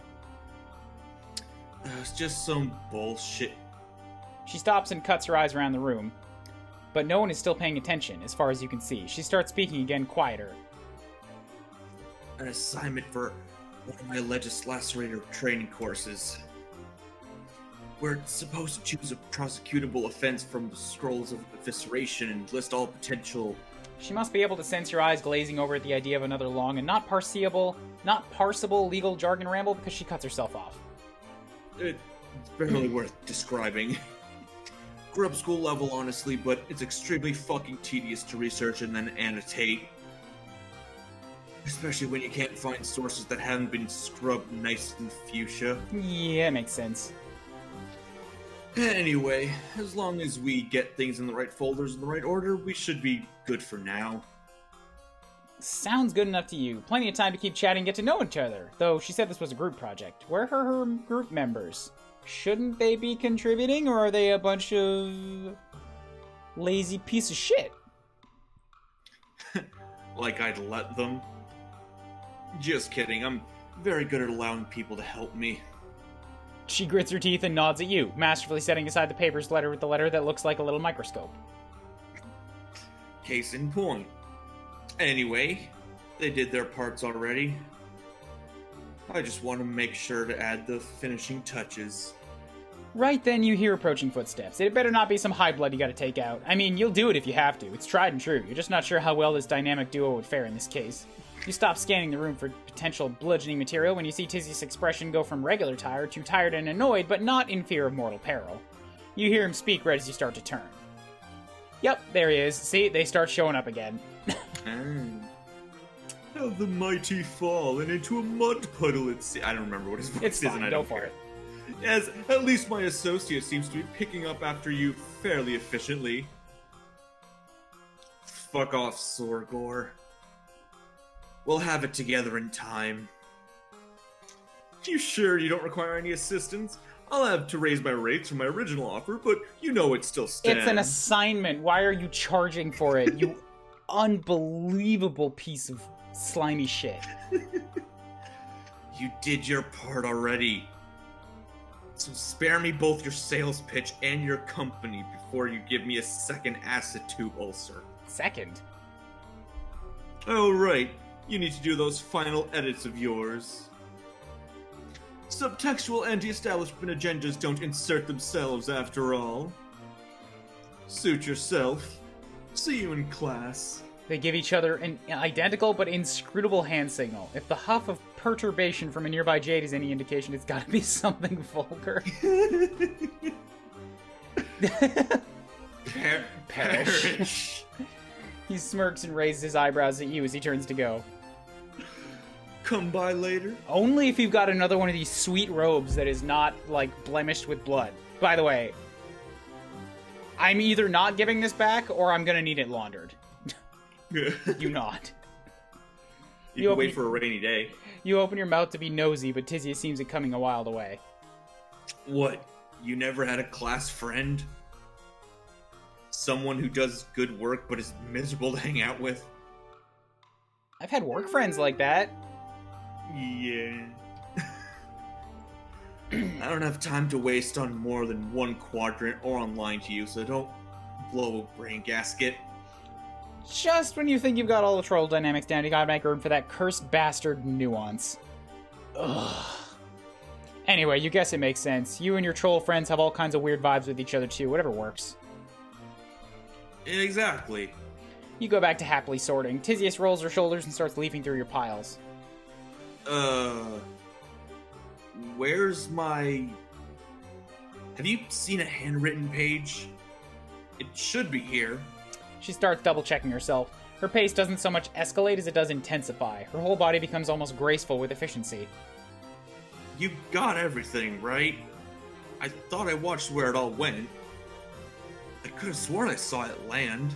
You can help her redo a lost page. It shouldn't be too hard to recreate it. That doesn't help. She glares at you and starts forcefully whispering, still double-checking piles without looking like she knows them by touch. You don't understand. Those were my personal notes on an extremely sensitive topic I discovered while researching. I was only planning on using it to inform my stance, not turn it in with the rest. It's not here. She stops her futile search, downs the rest of whatever's in her mug, and holds her head in her hands. Oh, that looks like actually depressed now. I'm fucked. Might as well lay down right here until moss grows on my desiccated body. That's dramatic. You don't want to blame her or anything, especially since it is possibly sort of your fault it's lost, but you still want to give her hope. Maybe next time she could use Gorgle Docs. It won't blow away and has collaboration settings. You've used them with... Her head pops back up, her features slack. I can't use Gorgle Docs for this. Are you listening? That is the whole point. You know who owns that, right?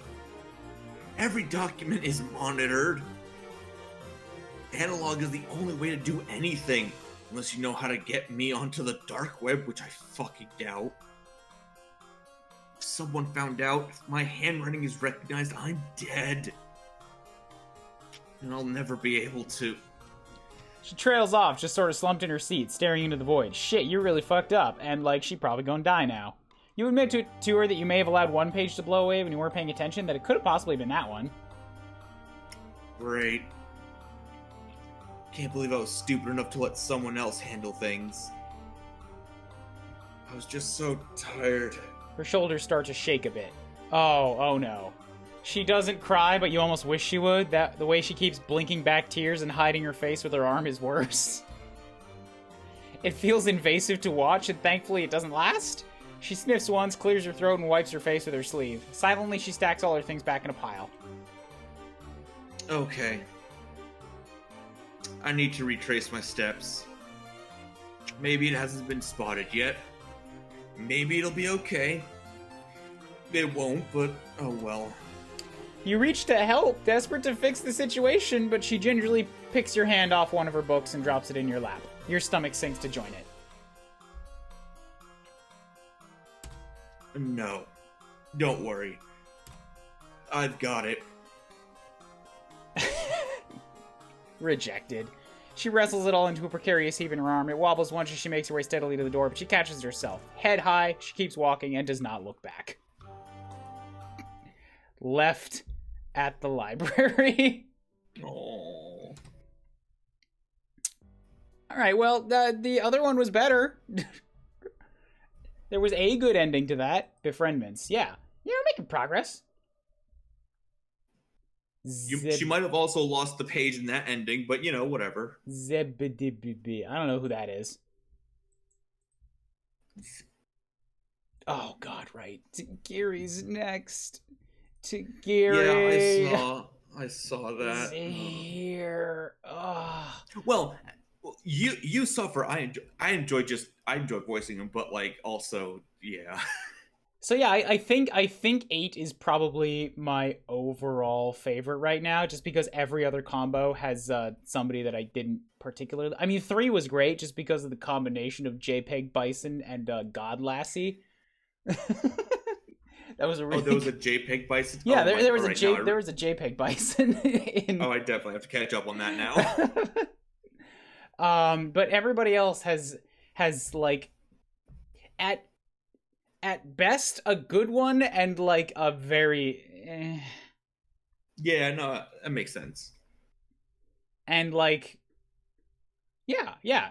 Chixie was just awesome in all of it, and what was this, Tizius? Yeah, Tizius. Had one very good one. So 8's probably my favorite overall so far. It was very wholesome. This one's gonna suck because it's a piece of shitlord internet weeb and whoever this guy is who didn't show up. So it's a blank slate.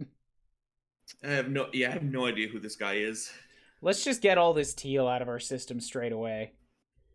You've been lucky enough to acquire a bounty of friendships since you've arrived. But there's still an emptiness nestled right in the crook of your heart's atria. Maybe making one more friend will fix it. Maybe this next one will expand inside your chest like a sponge in the bath, pushing all out all your sadness, loneliness, and insecurity. After all, number 20's the charm. Is it 20? Good fucking God. Are you kidding?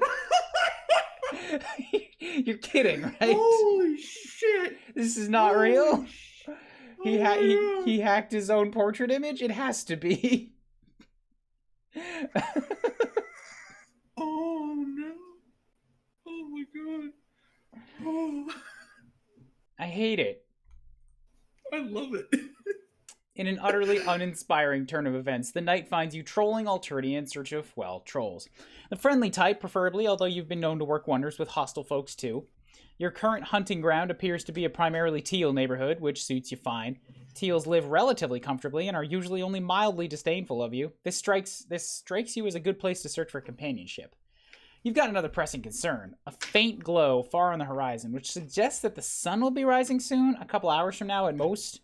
Nights on Alternia seem to last forever, but when the daylight hits, it hits hard, like a truck, but the truck is on fire, and the fire's nuclear fusion, and the truck's a star. Point is, you're not in the mood for another sunburn. You better snag a buddy before it's too late. You, the strange hornless thing. Hi. Speak of the devil. You whip around and spot a troll boy with a stylish hat. Is it stylish? Is that what we're going with? And a sword sheathed behind his back. His clothes are a little shabby, but he carries himself with a rigid, composed air. What are you, some kind of mutant troll or another sentient creature? Definitely the latter. Unless you would prefer the former, in which case you're that. But mutants, you've learned, are not particularly well liked on this planet. An alien. I won't have to cull you then. Not immediately, at least. You don't appear to be a cull-on-sight species. Lucky for you that I won't have to lose my blade. loose my blade and looking for me to have found a potential comrade. Can you loose it though, and then like give it to me? I really want to just inspect it and, you know, test out the sharpness on something nearby. I'm pretty sure, wasn't it plastic? Okay, well then I'll just hit that something like repeatedly until I wouldn't say no. Until it is too damaged to function properly. I know what you seek. It's the blade, right? It's that thing right there. It's that piece of shit you got on your back. Just give it to me. No. Shelter and friendship, but not necessarily in that order. You're about to speak up, but he's already moving on. You seek the meeting place of the Eastern Alternian Fine Animated Art Appreciation Society. No, I don't want your anime club. Yes. Or, as some less cultured souls would call it, the Anime Club. Oh, a club! Back home, teachers used to go on and on about how clubs are a wonderful place to meet new friends. You didn't really believe it, but maybe things are different here in Alternia. You confidently assert that yes, you're here for the animes. Good. I feared I was going to have to cancel tonight's meeting due to no-shows, but now we can proceed as scheduled. Follow me. Because we got one more person. This is gonna go from nobody showed up to one person showed up. He gestures towards his hive and begins to stride confidently towards it, but then he rethinks it, pausing to look at you. Wait. Subs or dubs? Neither. Original, you fucking twatwad. Where's my fourth option? French. Oh my God. I mean, I always preferred the subs anyways. Well, if it's a video game, I went for dubs. Usually anime dubs kind of sucked. I know exactly what's gonna happen, but I picked subs and he says, I'm wrong? It's entertaining how wrong you are. But even the greatest of Alternia's philosophizers required sparring opponents on the battlefield of the intellect. So wait, you're this stuck up about it and you're on the dubs side? Or he's like you and he's original. To challenge your assumptions with my superior logic and taste will be a fulfilling task. Come in. By the way, please don't say he's like me. I will kick you out of this call.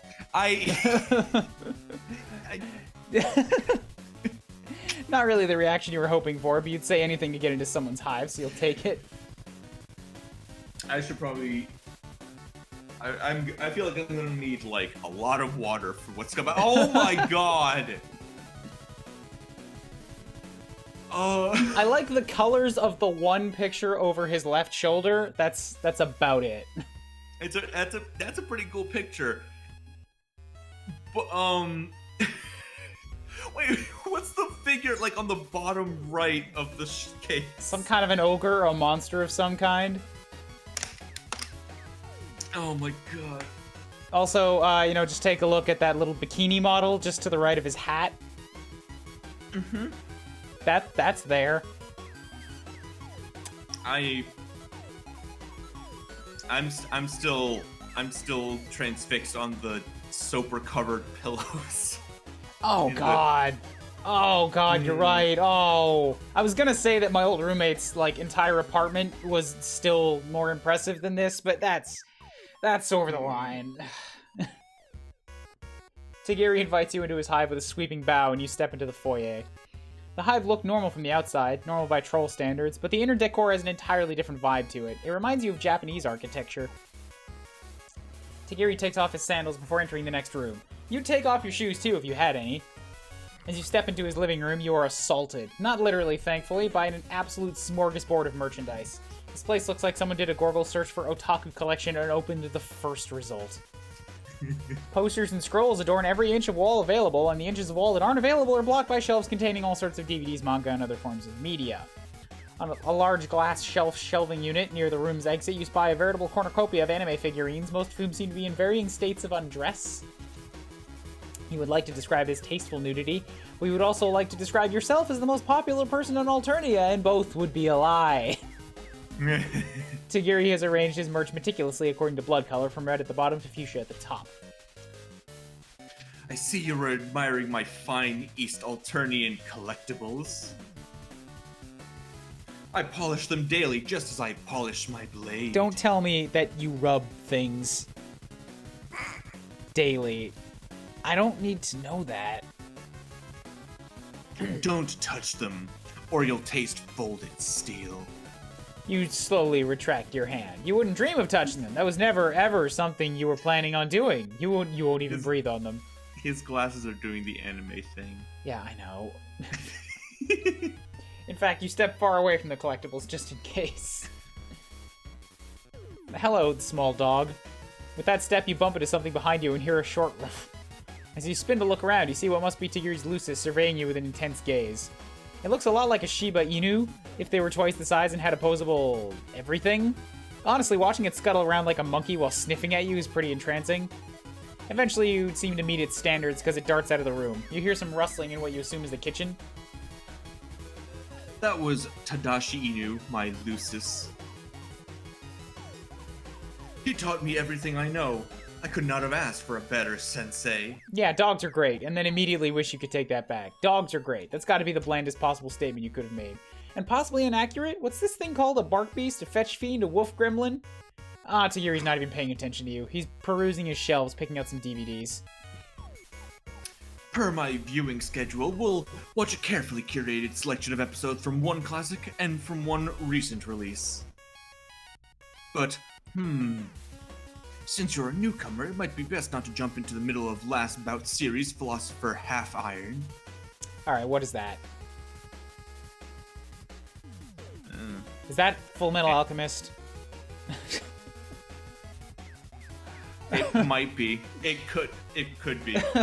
Perhaps we shall instead begin with the first season of School-Fed Heroism and transition into some episodes of Kismet Stuck Morning. The original airing, of course, not the censored one with the ridiculous CGI dragon. Ugh. Looks like Tagiri intends to take full control of the morning's activities, which you find entirely copacetic. The less you need to assert your own opinions and make your own choices, the less likely you are to fuck up. But you should probably keep in mind that you are basically signing on to be with this guy for an entire day. I'm uncomfortable with the fact that he specified the uncensored version, because what did they censor? And, just also be aware that there are varying things in this room that are quite visibly stained. And you don't know what all those things are. It's probably not a healthy way to live, but it's gotten you somewhere between 1 to 19 friends so far, so you're sticking to it. With deft and precise movements, Tagiri retrieves a disc from its container and pops it into the troll equivalent of a DVD player. It makes a slimy chugging noise as it sucks the disc in, and like usual, you aren't sure if it's an inanimate object or a living being. Either way, you're a little disgusted. The DVD player hums and Tagiri's TV lightens up with a colorful title screen. You're ready to get settled in for a journey through a wonderful world of the animes, but he frowns and pauses the episode less than a minute in. Hang on. This isn't the correct copy. The localization on these lines was changed after the original translator was culled by a purple blood for crimes against buffoonery. You are very late, noob game. We've already been through, the hulking purple Chahoot and through, Tisius, lawyer lady with the coffee mug. Those are both memorable for different reasons. You came in on the definite, low point. I don't even know what's coming next. I'm gonna confidently say it'll probably be better than this. I specifically ordered the first edition and paid extra for it. This is unacceptable. Tagiri stops the DVD player, ejects the disc, and places it back into its case. Come, there's still time in the night. We need to go resolve this immediately. The shop that imported it for me is nearby. He heads for the door and beckons you to follow, which you do. You guess it was too much to hope for a quiet morning inside, wasn't it? At least you get to go shopping for animes, which sounds fun enough. Will it be at one of those fancy automated stores, you wonder? No. Unlike most stores in Alternia, this specialty shop is run by a living troll. Oh, of course. You need somebody to peruse through all the qualities. A fellow collector who would not entrust such work to automation. Yeah. So one would expect, with an actual thing pan involved, there would be no careless mistakes like this. At least I'm on good terms with the owner, so I doubt there will be trouble. Right. I'm sure you'll maintain those good terms by storming in and saying, "What the fuck, man? You screwed me!" You, on the other hand, expect plenty of it. Pretty much everything on this goddamn planet has been trouble so far. Does he know how awful it is here? You don't want a human-splain to him or anything, but things are pretty awful here. Things are pretty awful here. Oh, you guess he knows. He's staring at one of the many billboards that line the streets, which has been defaced with bright red graffiti. It's saying some pretty nasty stuff about Trizza. Rebel sentiments grow by the moment. Alternia lies on the verge of peril. Blade's edge. And not any blade, but the blade of a razor-sharp folded steel katana. Get over yourself. Forged under the East Alternian moonlight. Heated by the bellows breath of a magnificent draconian Lucis. Cooled by the shimmering cascade of an acid waterfall. And fit to be handled only by a true expert. Are you done? Do you dance? So no, then. You're a little caught off guard by that question. Dancing? As in moving one's body to music? In a way, yes. Moving to the sweet music of steel on steel, the rhythm of combat, the stiletto step that weaves death and glory into one beautiful motion. Do you dance? No. Sword fighting, of course. You really should have figured that one out. This guy's dial has only 2 settings. Talking about swords or talking about anime. Sometimes he gets particularly frisky and he talks about both at once. You tell him you don't know how to handle swords, but they seem really cool and you'd love to learn. Cool? Swordplay is more than cool. It is a way of life, a code of honor. To pick up the blade is to bind yourself to the tenets of Bushido, and to prepare at all times to enforce justice the only way a swordman knows, through steel. Can we turn it down to 11, please? Someday the pursuit of justice may bring me face to face with these rebel scum. I must be ready to show them the true, magnificent terror of the blade. Who knows, maybe I would even be awarded a Clown-gressional Medal of Honor. A troll can dare to dream. So that's why he practices swordplay. To enforce justice with some kind of vigilante? I'm slurring. Vigilante? Please. I would only ever call a troll who legally deserved death. What kind of lawless moron do you take me for? You don't take him for a moron at all. In fact, he's very smart and clever and just and also, like, incredibly cool, and he knows how to dance. And you hope you're not laying it on too thick, but he seems to enjoy the praise. Ah, we're here. This won't take too long. He's taking you to a night market that reminds you of the place where you met Polipa. A strip mall lies to the left of the many tents and stalls, and a sign above one door reads, Super Topato Imports. My eyes were just sitting on the Mega Man, like, as the screen came across, and I'm like, I like that one. Everything else can fuck right off, but I like the Mega Man. I like the, what the fuck were they called? The Things that Terezi had? The little stuffed animals? I forget. I had one of those on my shelf for years, and I don't know. A friend gave it to me when I was in these circles back in the day. Yeah, but yeah, I forget what it was some sort of play on Muppet, I'm sure. It wasn't a Smuppet, because that was Dave's. Yeah. Well, Dirk, technically, but yeah. Dirt, whatever. The Cool Boys. Fuck, what was this thing called? Scalemate. That's the one. Not at all close to Muppet. Cool. As you enter, Tagiri makes a beeline for the counter, which is manned by a greasy-looking Goldblood with a pink-looking eyes. You, on the other hand, are more interested in the rest of the store. It looks like Tagiri's living room, but bigger. Anime figurines on sale for what looks to be a preposterous amount of money, DVDs and comics lining the shelves, arcade games in the corner. There's even a section for replica swords, which all look far too sharp and legitimately deadly for your liking. Skulking between the shelves is an olive blood guy. You can't quite tell if he works here or if he's just browsing. You're not sure if any trolls even have normal jobs. You're about to ask the olive guy about a particularly interesting DVD when you're distracted by commotion at the counter, because of course.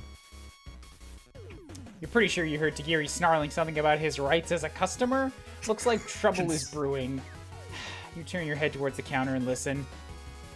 Do you really think you can get away with me ripping me off like this? Do you know who I am? My blood caste?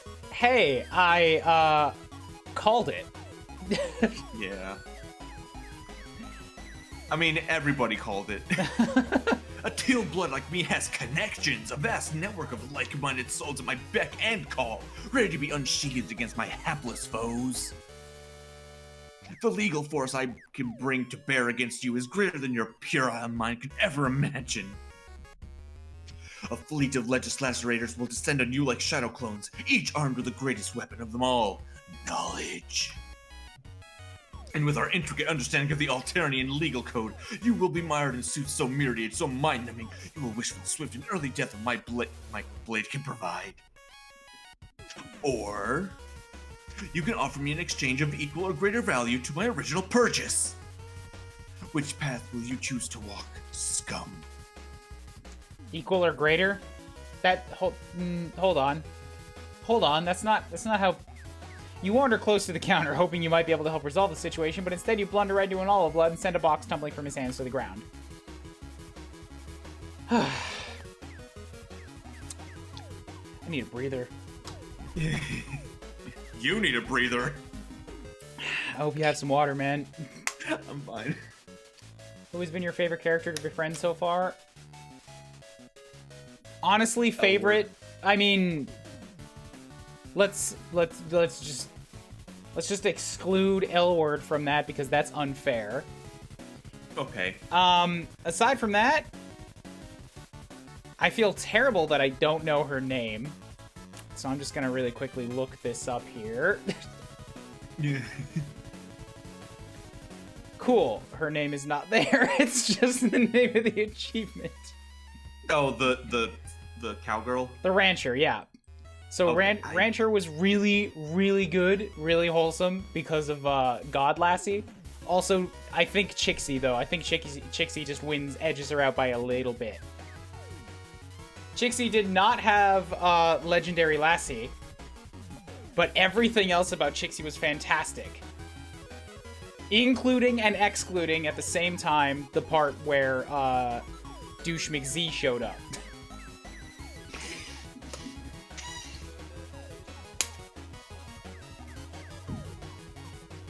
Yeah, Chixie was just like smiles the whole way down.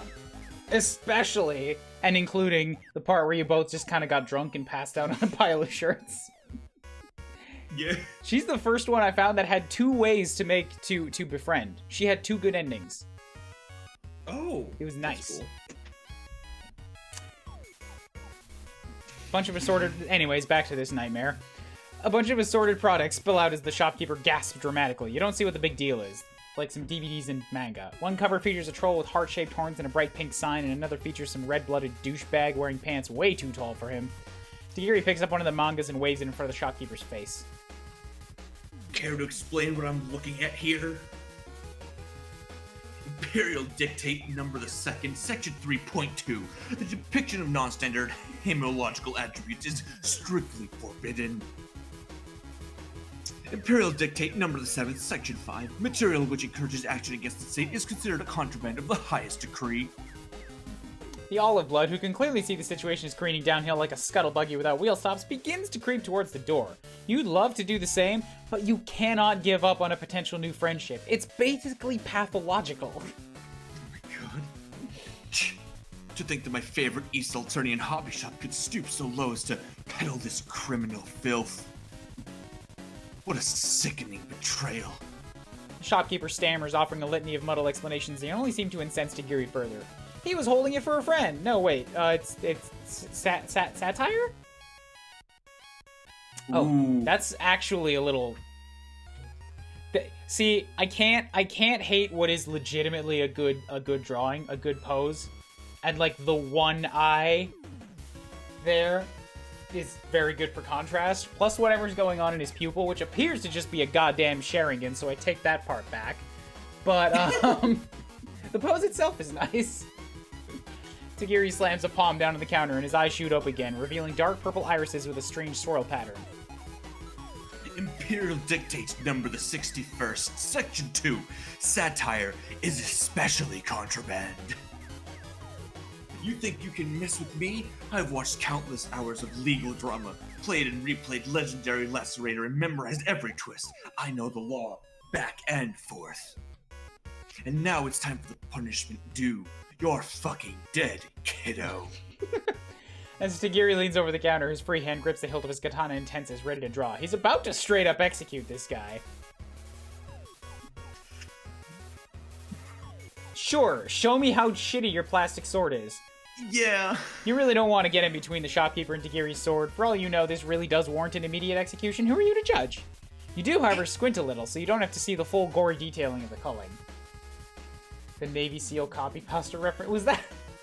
Yeah. Yeah, I caught that too. Turns out it's not nearly as gory as you expected. Tagiri leaps over the counter and swings wildly at the guy, but many of his attacks fails to connect. It's mostly doing a bunch of bombastic anime-style moves that don't translate well to actual combat. Still, some strikes hit home, drawing a spray of murky gold blood that jolts the shopkeeper out of his petrified fear. He actually cut! He screeches and unleashes a strobing sonic blast from his eyes, causing Tagiri to stagger back, disoriented. Flash of light doesn't seem to have caused any real damage, but it offers the perfect opportunity to flee. By the time your eyes have adjusted, the only thing they see is the back door swinging wildly in his wake. Unsurprisingly, the olive blood is nowhere to be seen as well. Tagiri glances down at his katana, stained with the blood of the shopkeeper, and slowly sheathes it. His hand is shaking, claws tapping at the hilt restlessly. He slowly turns to face you, forcing himself back to his usual stoic posture. He got lucky, that's all. But he can't hide forever. I love the fact that the guy was literally just standing behind a counter that isn't even that big from what I can tell, and he still missed. A lot. He was just trying to look cool. Let's go. We need to report this to a drone. He strides out of the shop, leaving you to follow hurriedly behind. What a mess. You hesitantly ask him whether it was really necessary to try and kill that boy for what he did. Of course it was. The law is absolute. A foreigner like you might not understand. It is not my duty to question the righteousness of my actions. I am but a tool through which the law is enforced. I am the blade that her imperious condescension wields to maintain order in this world of chaos. Just like this drone. He gestures to one of the big hulking drones that you've grown all too familiar with during your stay here on Alternia. Wonderful. Right now, it looks like it's cleaning up some bronze-colored blood that was splattered on the side of a building. Tagiri approaches and hails it, beginning to explain that there's a collector shop he needs to report for rebel activity, but the drone isn't listening. It slowly turns from him to stare directly at you, and it raises its weapon to your face. The grating electronic noise issues... Does anybody else sometimes just laugh at the word face? It's sort of a weird word. And it sounds funny. For something that has, like, so much that's important to everything humanity does. And in English, we just called it a face. Face. We've lost him, guys. Great. We've lost him. Grating electronic noise issues from its metallic grill. In the immortal words of a wise cartoon dog, Roro.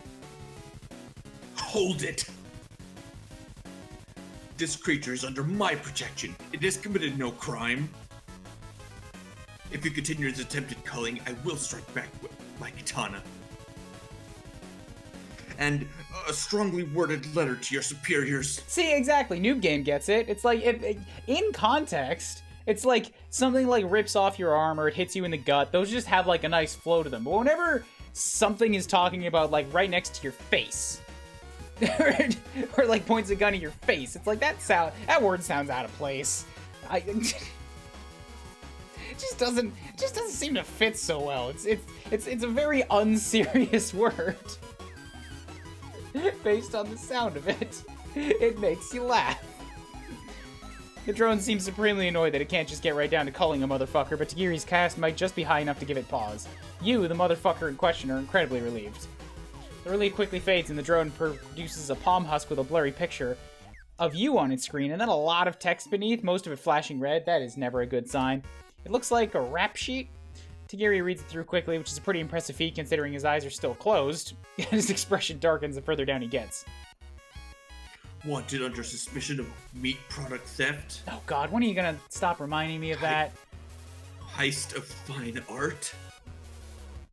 Wanted under accomplice to the assassination of a Violet Blood. Oof, you didn't realize you racked up such a heavy list of crimes. He's already rounding on you with fury radiating off every inch of his being. It's terrifying. You've seen this guy arguing with a retail clerk. You know he's capable of. Missing. All this time, I thought your soul was open to the way of the samurai. I thought I had been a potential new connoisseur of the animated arts. But no.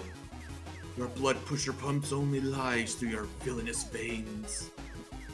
You were just looking for an alibi. A place to bide your time, to hide away from the drones until it was time to indulge once more in your criminal ways. You try to defend yourself. You didn't do any of those things, and you had a perfectly good reason for most of them. Holding it for a friend. Tagiri satire? Isn't by. This whole thing is pretty satirical. Tagiri isn't buying it. He's clutching his katanas held so tight, veins are bulging on his hand. Silence, coward. The time has come for my blade to strike true. Ha! He draws his blade in a smooth motion and swipes at you, and you just barely manage to sidestep the attack. You dart backwards, stumbling over yourself in your haste to get away while he swings his katana wildly around, making a lot of weird grunting noises. Once again, his mouth has been writing a check his sword hand can't cash, but you doubt that matters when trolls are stronger and faster than you in general, and he's accompanied by a giant murder drone. Oops.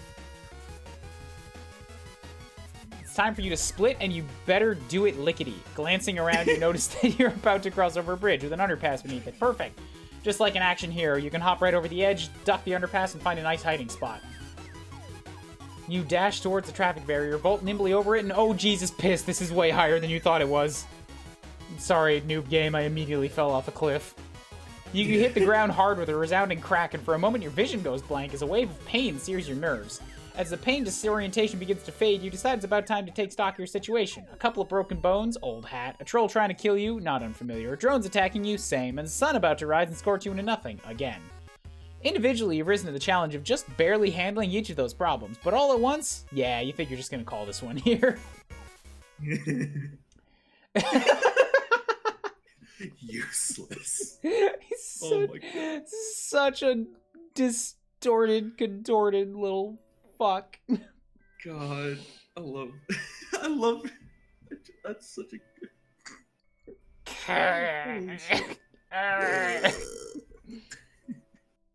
Okay. There were two choices here. Let's go back to the first one.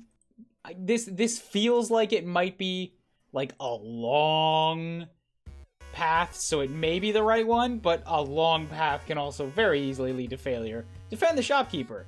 You know this is a terrible idea, but you've seriously had it up to here with being party to the murder of random trolls. You quickly interpose yourself between Tagiri and the Goldblood. Does he really have to kill this guy for what seems like his first offense? You launch into an impassioned spiel about love and friendship and justice, writing the value of forgiveness and second chances like really hard. And for good measure, you throw in a little note about Tagiri's favorite shop will close down if he kills this dude. Silence. Tagiri shoves you roughly aside and you go careening into a display full of body pillows. Very soft landing. That is an Overwatch sign to the left that I just noticed. Yep. You watch, stomach plummeting, as Tagiri turns back to the shopkeeper and slowly draws his sword. At the last second, he reconsiders.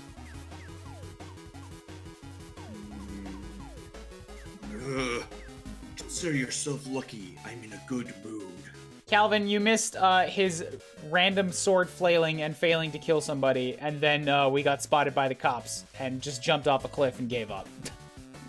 Is this supposed to be Alphys from Undertale? Don't you dare compare this guy to Alphys. I think he's talking about the scale mate. Oh. You know, right next to him. Don't compare. Okay, I mean, yeah, I guess. Yes, that man is Alphys. Okay.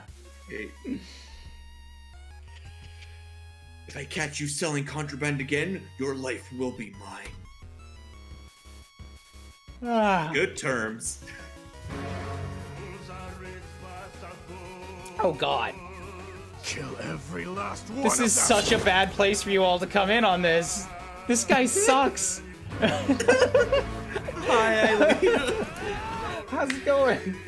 This guy's the best. He's not. He's absolutely not. He's the best of voice, and that's all I can do. So That's fair. Let's give you guys a raid.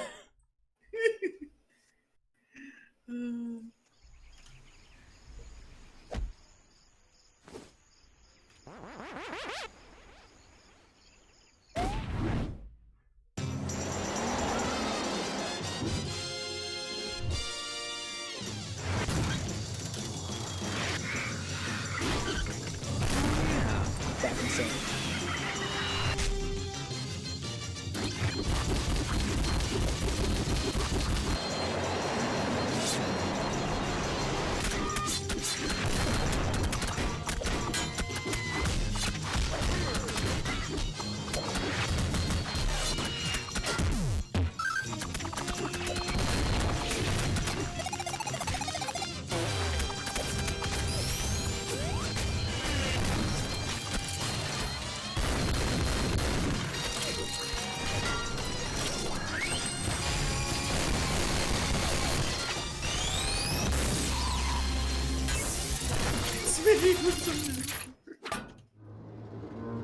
Sometimes I forget just how long this video is. It's because I was like comparing it off of like John's at the time. I mean, people seem to like it every time. It's hilarious. I still love it. I forgot I made it, and it's still funny to watch every time. Welcome to Hiveswap. I'm the only explanation I'm gonna give you for this is that everything in it is really over the top, and we cannot predict any of it. Me and MTT are longtime consumers of the franchise this comes from, and we are regularly taken completely aback at what comes out of this text box. So welcome, Eilina. What were you playing? What's up with Kraid? I'm gonna guess it was someone Metroid, but it may not have been. I don't know what other game would have a baby Kraid. Wait, was Kraid a character from Teenage Mutant Ninja Turtles? Oh, okay, it was Metroid. Yeah. Baby. Yes. I don't know. Super Metroid playing for the first time. Okay, so yeah, this game has a whole buttload of little stories to go through of people that you can make friends with. I'm about halfway through it right now. You're gonna have to bear with me because this guy sucks. There's some real standouts in this.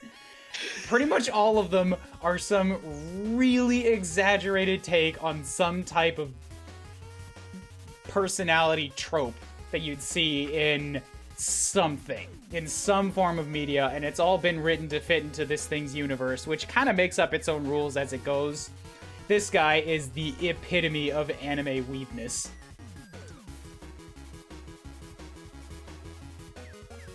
But, like, there's been some really good ones. Like, we got drunk and passed out on a pile of shirts after somebody straight up stole a performer's song. There's been an assassin that took us through a really long, just sort of like friendly diatribe about a movie that we went to hide out in because we were hiding from the cops. There was like a really long and kind of too real conversation about the law and legal troubles in this alien society. No, we're not talking about the hot dog. The hot dog is something that we're putting behind us. Oh yeah, and there's a god lassie. Whose eyes beam like the sun. That was a really good one. So we're near the end of this one. We'll get to a new guy soon. That was a close one. Yeah, so this one, this guy just tried to take us to his anime club, which was basically just his house. And then when the version was not the very specific one that he wanted, he dragged us over to the anime shop and then tried to kill the shopkeeper. And we kind of stopped him from that. And now we're fleeing. You thank Tagiri profusely for listening to your dumb little speech about whatever it was you said. Honestly, you already forgot. You're clearly new to this planet. I feel pity for your naivete. Also, everybody here is aliens. Like, we're on an alien planet. But I should have just killed him. Death is the legally prescribed punishment for such crimes as his. Actually, it's the legally prescribed punishment for most crimes. I should have separated him from his head. But I looked into your pleading eyes and I saw. He goes quiet. You would describe the silence as being particularly brooding. There's a lot of silences like that on this planet. And then finally he speaks. This isn't my first time. It was just over a sweep ago, I believe. I was patrolling the Hive Badge in search of evildoers when I caught the unmistakable scent of smoke in the air. Uh-huh, is this an overly dramatic backstory? Upon pursuing the lead, I saw Hive partially collapsed, partially on fire. My instincts flared, and I rushed in to help the innocent soul who was trapped there. Oh, another thing, there's a murder clown of cults. Definitely spent a lot of time with one of those this morning. Wait, a murder cult of clowns. But as I was helping the girl bandage her wounds, it occurred to me that I had made a grievous error in judgment. Trolls below a certain age without a lucis or a proper hive are considered unviable and slated to be culled. By rights, I should have put her out of her misery the moment I realized my mistake. And yet, I looked into her deep gray eyes, dulled from the pain of loss, and I sheathed my blade. In fact, even though she is hiveless and lucisless, I remain in contact with her to this day, knowing deep down that one day I must cull her. The law demands it. Come on, you can let you're letting the girl grow up. Can get over yourself. But I haven't yet. I don't know if I could. Why does my conviction waver at times like these? If you're talking about who you think he's talking about, you're pretty sure he couldn't kill her even if he tried. Oh, is this someone that I know? Maybe? Gray eyes, lucisless? I don't know who's lucisless. That's not the point here. The point is he's spilling some real and true and deep emotion with you. This friendship is basically in the bag, man. Just gotta drip some sweet and vague wisdom that makes him feel about potentially not being an unthinking cog in the Alternian murder machine. You offer a light suggestion that maybe what is legal and what is just aren't always the same thing. Maybe it's just a little food for thought. Maybe he's doing the right thing overlooking your situation because of how obviously fucked up it is to be a homeless orphan. He goes silent for a long time, chewing his bottom lip. You're naive. Naive, uncultured, unenlightened. Thanks! You think the world is simple, like a cartoon for children. But this is Alternia, a land ruled by cold logic, where men such as myself must make the hard decisions. It's not easy being dedicated to the code of law. It asks much of us and gives us little in return. When it gives us order, it keeps the beasts at bay. I was just wondering if maybe that was Chixie, but it couldn't be because Chixie's at the same level as this guy, so we may not have met her yet at this point. If I were to question it, what then? But I begin to wonder if it is unjust for a blue blood to command his servants, for Imperial drones to cull the infirm, for us to obey the ever-changing whims of the Alternian royalty. It takes a lot of effort to suppress your well, yeah, but for the sake of this burgeoning friendship, you allow him to continue his monologue. Please stop the monologue! Riots in the streets, troll killing troll, even more than usual, I mean. No, I cannot waver. These hands must remain steady and true. Though I feel a pull toward the scorching fangs of the light, I must continue my path and remain in the tender, righteous embrace of the dark. Truth be my blade, intellect my sensei, and justice my only companion on this lowly road. He kind of goes on like this. Thank you for sparing us. It all starts to muddle in your head, and you lose count of how many times he's repeated some screed about justice and truth and being smarter than all the other trolls in the room. It honestly sounds to you like he's just kind of lonely? You know a whole lot about loneliness and the poor management thereof.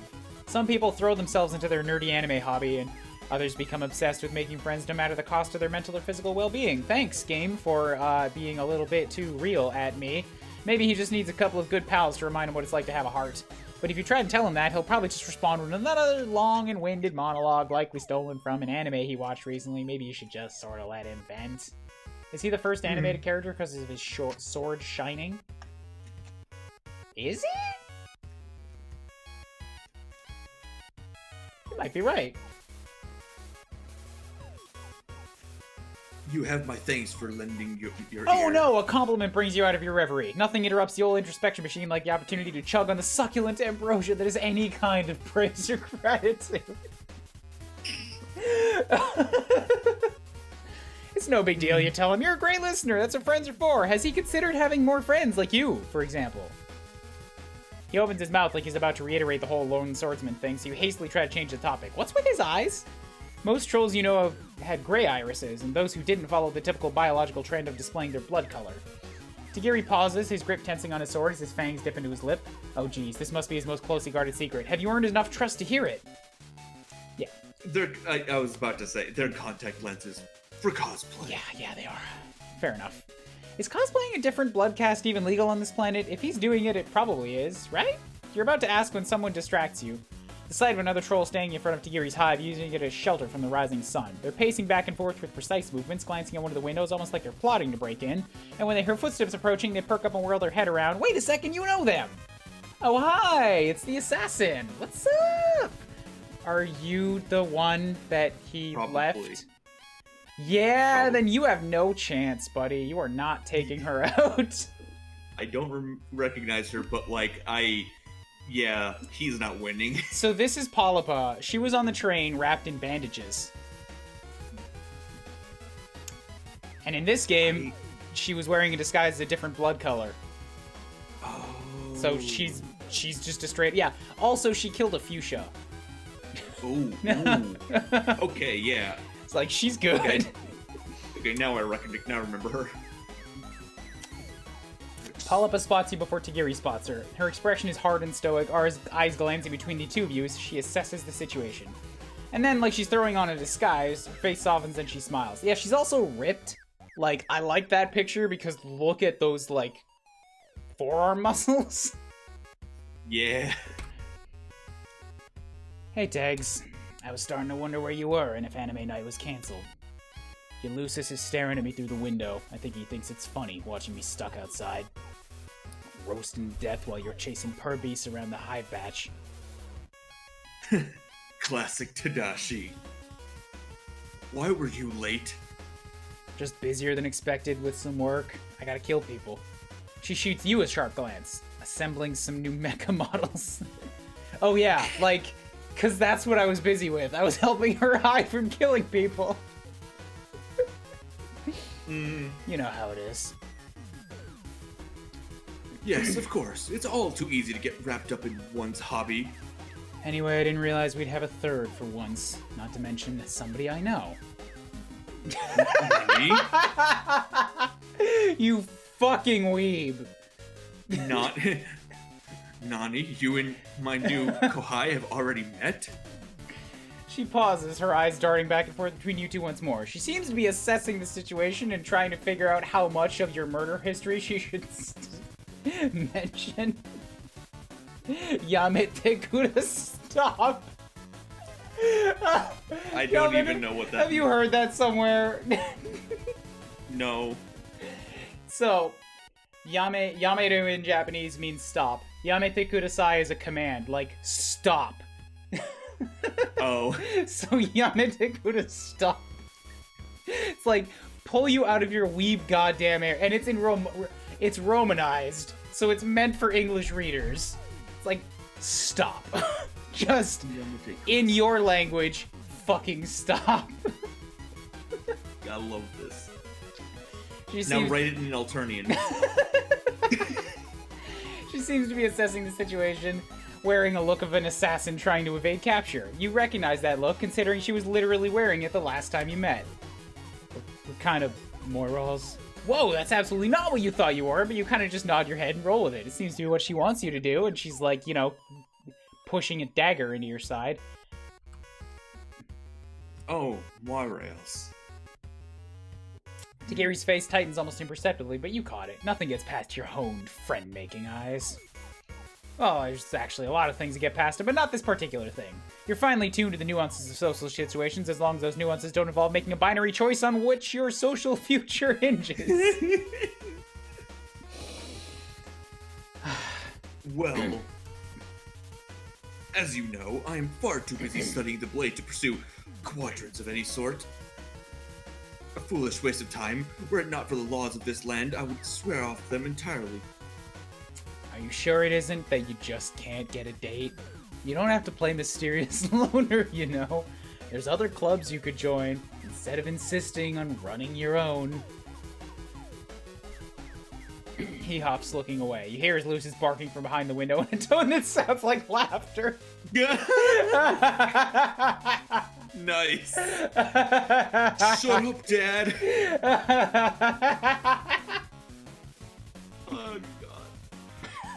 Fools mock that which they cannot understand. And to think I was going to congratulate you on finding love. Once you finish your spiel about romance being dumb, Paul gives him a light, friendly whap, which he responds to with a smile. You can tell the exchange is friendly not only because he's smiling, but because he's still standing, and yeah, you know, she can hit harder than that. Yeah? Enough banter. The harsh glare of the sun begins to crest, and we have Eastern alternating animation to indulge in. I'll allow you both to spend the day at my hive if needed. There's space. Oh shit, a slumber party? And with more than one participant? That's gotta be worth extra friend points. You are so in. Shelter from the broiling death orb in the sky barely even registers to you as an added bonus. Paula smiles at the three of you as you enter Tagiri's hive. It's an anime shit space.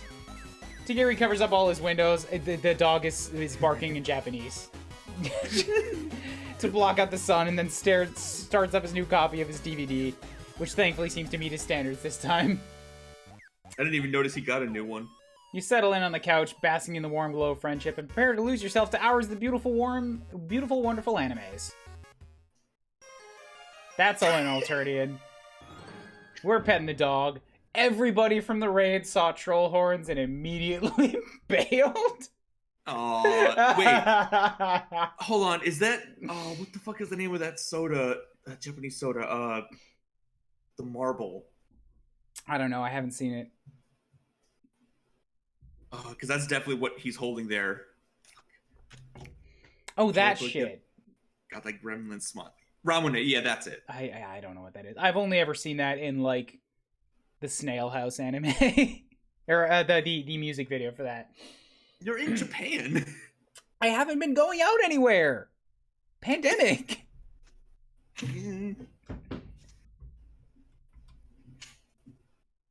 All right. I actually don't care about seeing the rest of his stuff. So we're going to move right along. Fair enough. To this guy. You know what? There's a lot of people I've never seen before coming up, or like people that I don't really care about. There's like, I want her, who's the person we pointed the finger at in the trial, and then she did. And another person from the trial, I know her. And then after that, there's a lot of, like... Basically, it's just everybody from the trial I want to spend some time with, because we were there for so long. And Tweedledee and Tweedledum over there. Yeah, everybody else I don't care about. Like, all of them. You've been lucky enough to acquire a bounty of friendship since you arrived on this planet, but there's still an emptiness nestled right... Oh, somebody followed me, too, during all that, and I completely forgot to call them out for it. Thank you for the follow, Lee Bonder 3, 16 minutes ago. If you're still here, hi, how's it going? If you're not, I don't blame you for running. There's still an emptiness nestled right in the crook of your heart's atria. Maybe making one more friend is gonna fix it. Maybe this next one will expand inside your chest like a sponge in the bath. Zebede. Tonight you're abuzz with excitement. Wait, no, your palm husk is vibrating in your pocket. One of your friends is contacting you. Pull it out and a notification pops out. Zzz, buzzing, zzz, requesting to add you on Chitter. The message is accompanied by a little icon. Blue, which is silhouetted with a silhouetted winged animal. Some of the similarities between this planet and your own are starting to stretch your powers of belief in coincidence. Whatever. You pull up the app and read the messages from Could It Be Your Potential New Friend?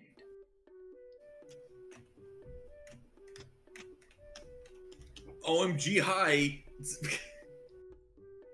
I hope it's okay to contact you. Oops, I should introduce myself. I saw your picture on Sarava's stream. I'm one of their biggest fans. But now I'm one of yours. Love those looks. Anyway, I would love to chat if you're open to... Wait. This does is he mean the live stream where we, like, were like assembling a table in like someone's dungeon? No, that was the spider girl. Sarava was the gold blood from early on. He's the guy that only has one eye. Oh yeah, her. Okay. I don't remember being here for her, but okay. I'd love to chat if you're open to it.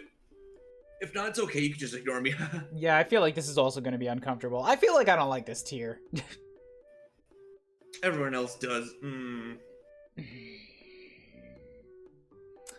Could this be the universe reaching benevolently down to do you a solid? It's like being given a giant pile of money unasked. You didn't do anything for this friendship. You don't even have to walk anywhere. All you had to do was join a fabled social media and it literally appeared in your pocket. Your hands are shaking a little as you go to respond. You don't want to seem too eager. Or do you? You have no idea how to approach this. You thank Buzzing Zzz for his compliment and say that you would be happy to talk sometime. In an instant, a notification pops up inviting you to download another app. You do it, and a video screen opens. Suddenly you can see your new friend's face. He's sweetly round and roly-poly and smiling at you broadly. Hi! I'm not even famous, and I'm put off by people like this. I'm Zebedee. I'm Zebby. Hope it's not too sudden to gripe you like this. I'm gonna call you Z. Also, is his profile picture the troll beetles? God, let's just. All right. I'm gonna hang something over my screen so that I just don't have to really look at or think about that for the time being. Cool. There we go. Is it okay? Oh, gee, you don't have to respond to that. Sorry for being weird. Let's start over. How do you know Sarava? Apart from being extremely friendly, this troll also seems to run both sides of the conversation by himself. Befriending him is the least effort you've ever put into anything. His enthusiasm is cute, but there's something about him that unsettles you. Looking at his hopeful face gives you a dark stab of humiliation you don't quite understand. You swallow down the discomfort and tell him the story of your friendship with Sarava, leaving out Sarava's personal background. He hangs on your every word.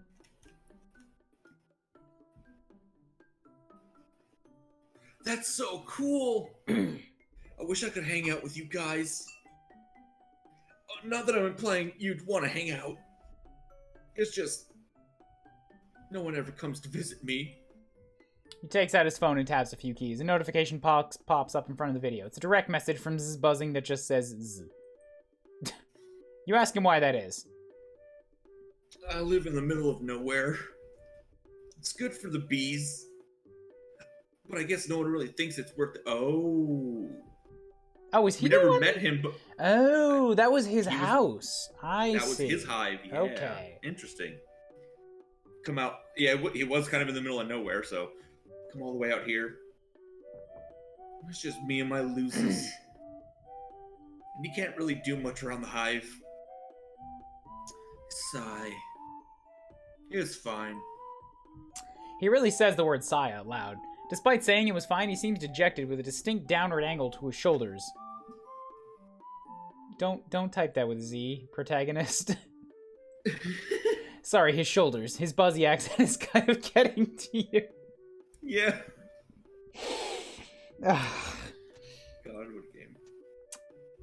Ask him if it's really fine. You tell him you'd understand if he's not okay with it. You say it would really hurt your feelings if your friends didn't make any effort for you. Isn't that what friends are supposed to do? He gives you a grateful smile, some tension releasing from his frame. I would never ask that of anyone. I don't want to be annoying. Like, sometimes I really wish someone would take the time to visit. But I totally don't blame any of my friends for not coming. I don't love this conversation, but I understand this sentiment. I understand that you have to decide which friends come first. And I just don't. Some people are just cooler and more fun than me. I mean, he's turning it a little bit more self-destructive than I think is healthy, but the feeling of, like, being on the outskirts of a group, and yeah, I get that. I feel like most people get it. It's understandable. This really must be your lucky day. First of all, no one has threatened bodily violence toward you in the past 10 minutes. Your fear for your life is at a low-key reasonable level. This troll is making it really obvious what he wants you to do. This is a total slam dunk at a friend opportunity. Say you'll visit. I don't have a choice. Zebeday's face transforms utterly. It's astonishing. He goes from sullen and shadowed to utterly radiant. Your heart pangs with an overwhelming surge of fellow feeling. What? You've seen other trolls react emotively at the sight of meat and blood in your own body sparkling under the moonlight.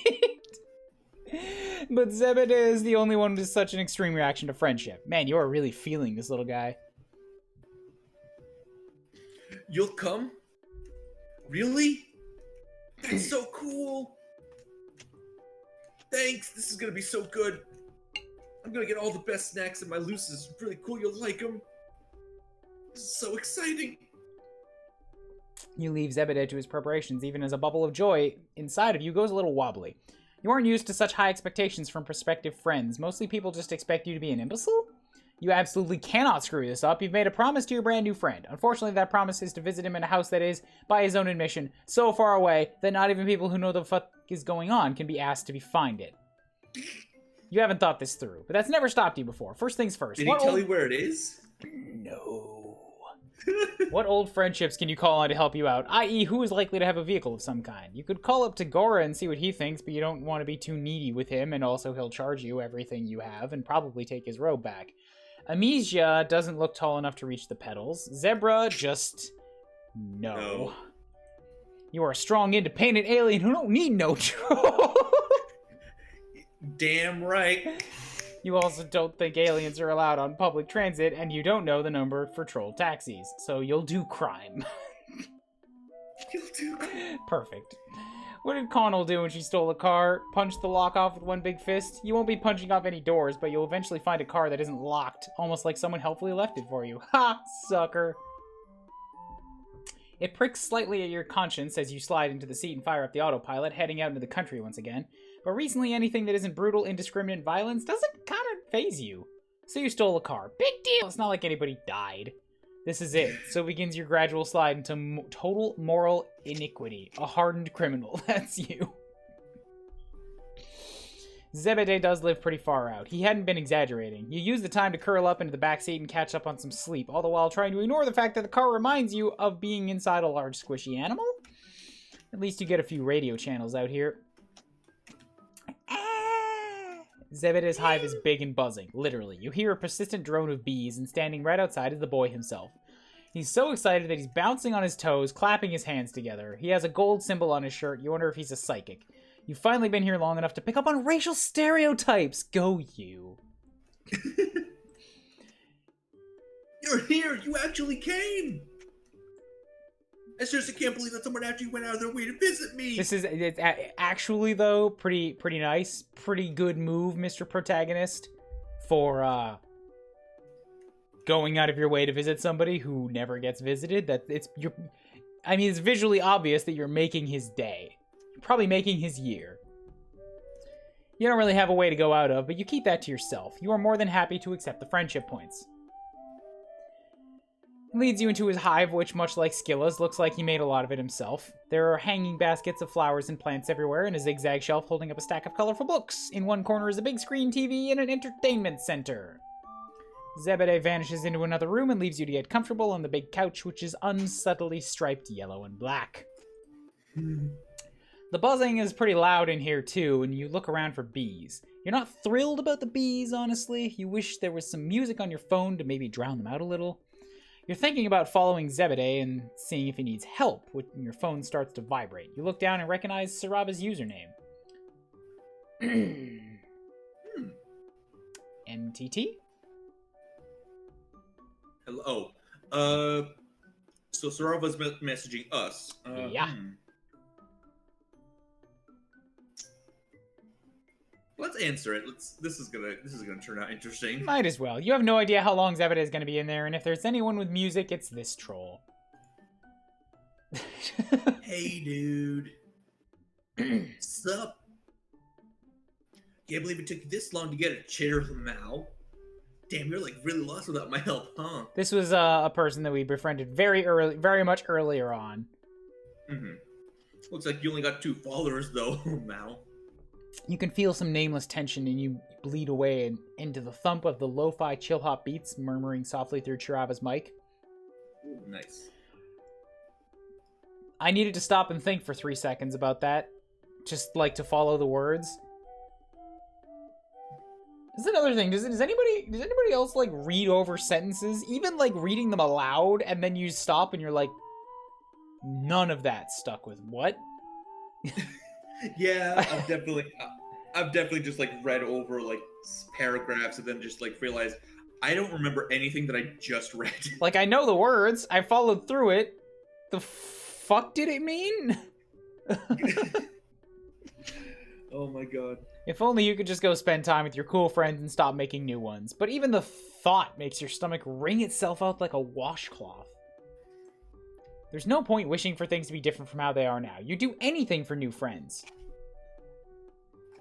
Anything. Anything. You ask them if they have any chitter advice. You know, on how to be a cool guy online. I mean, you definitely came to the right troll. Like, we did pretty much just, like, straight up stand as an accomplice to murder earlier. More so than regular ones. Although, at that line with the murder clown, we did... That was the point where, like, I didn't even have a choice for it. The game just walked the protagonist away and said, nah, I'm not going to participate in the beheading of trapped trolls. We're done with this particular path.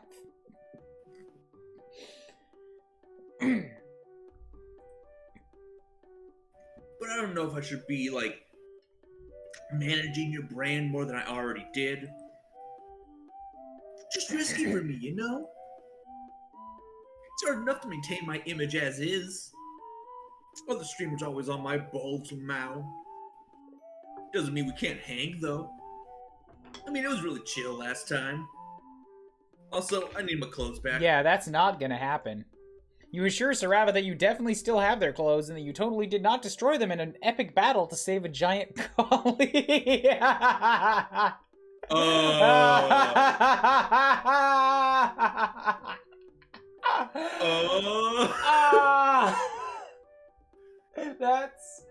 That's callback to the god Lassie, to legendary Lassie. Burying the lead. Jesus. Yes, all right. Yes, I will have to go back and watch Jesus Christ. I promise I'm not forcing it. That whole situation was just such a wonderful time. Just you're not forcing it. Like, making me laugh. No, I believe you. I believe it. You're not forcing me. I'm just like, oh god. Oh, such a good time. Oh, Jesus Christ. Skill and Chixie are tied. No, I can't say Chixie's higher than that. Skill and Chixie are top. They're tied for first. It was so good. There it is. All right. That one's in the past. I can't lose myself to a 5-minute laughing fit right now. That's cool. No worries or anything. I was wondering if you wanted to hang out today. If not, it's chill. I got all sorts of shit I can get up to, Lamau. You know how it is. But yeah, let me know. Uh-oh. I just had a bad thought. How did you suddenly become so popular? Maybe this is what happens when you finally get online. Not only are you hanging out with your friend, you've got another one clamoring for your attention. Social media is amazing. You tell Sarava you'd love to chill, but you're currently out in the middle of nowhere hanging out with someone else. Maybe Sarava's heard of him? Zebede Tongba? Surely everyone on the internet knows each other. $5, this guy immediately turns dark and says, that guy's a creeper. Yeah, that was my immediate thought too, of like, oh no. I don't know him. Sorry. Oh, okay. Okay. That's not as She bad. would probably recognize the username, but yeah. Did Sarava go off of she? I'm sorry if I missed that. I think Sarava was she. thought you. I thought Sarava just went off a straight they. Oh, if it was yeah, I don't know. I guess It's they're fictional.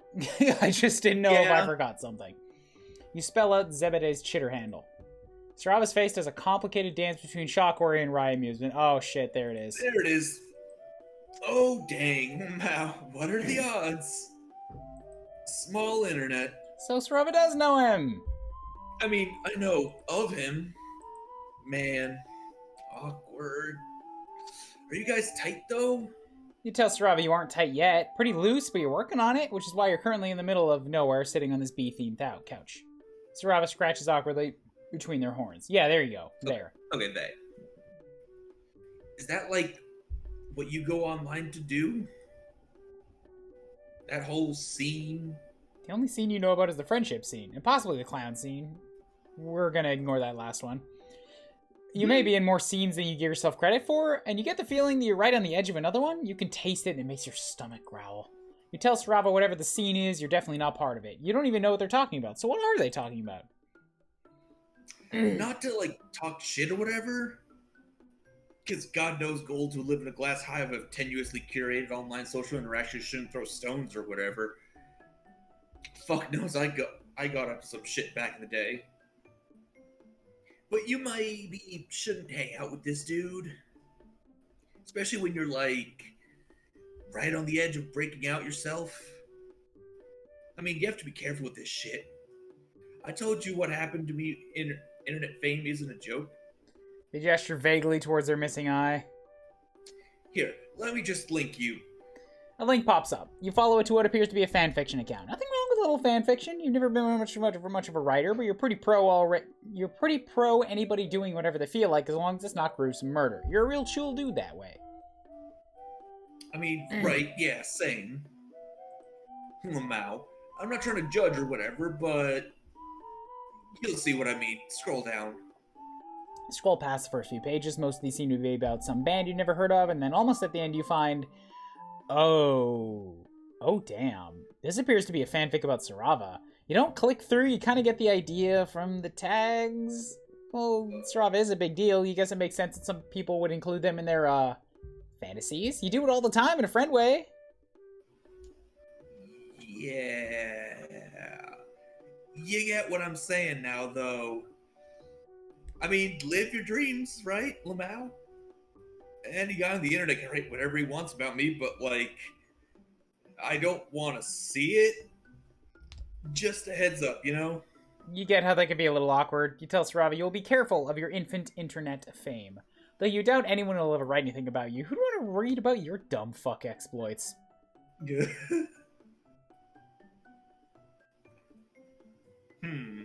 Thanks for coming, everybody. And we're gonna...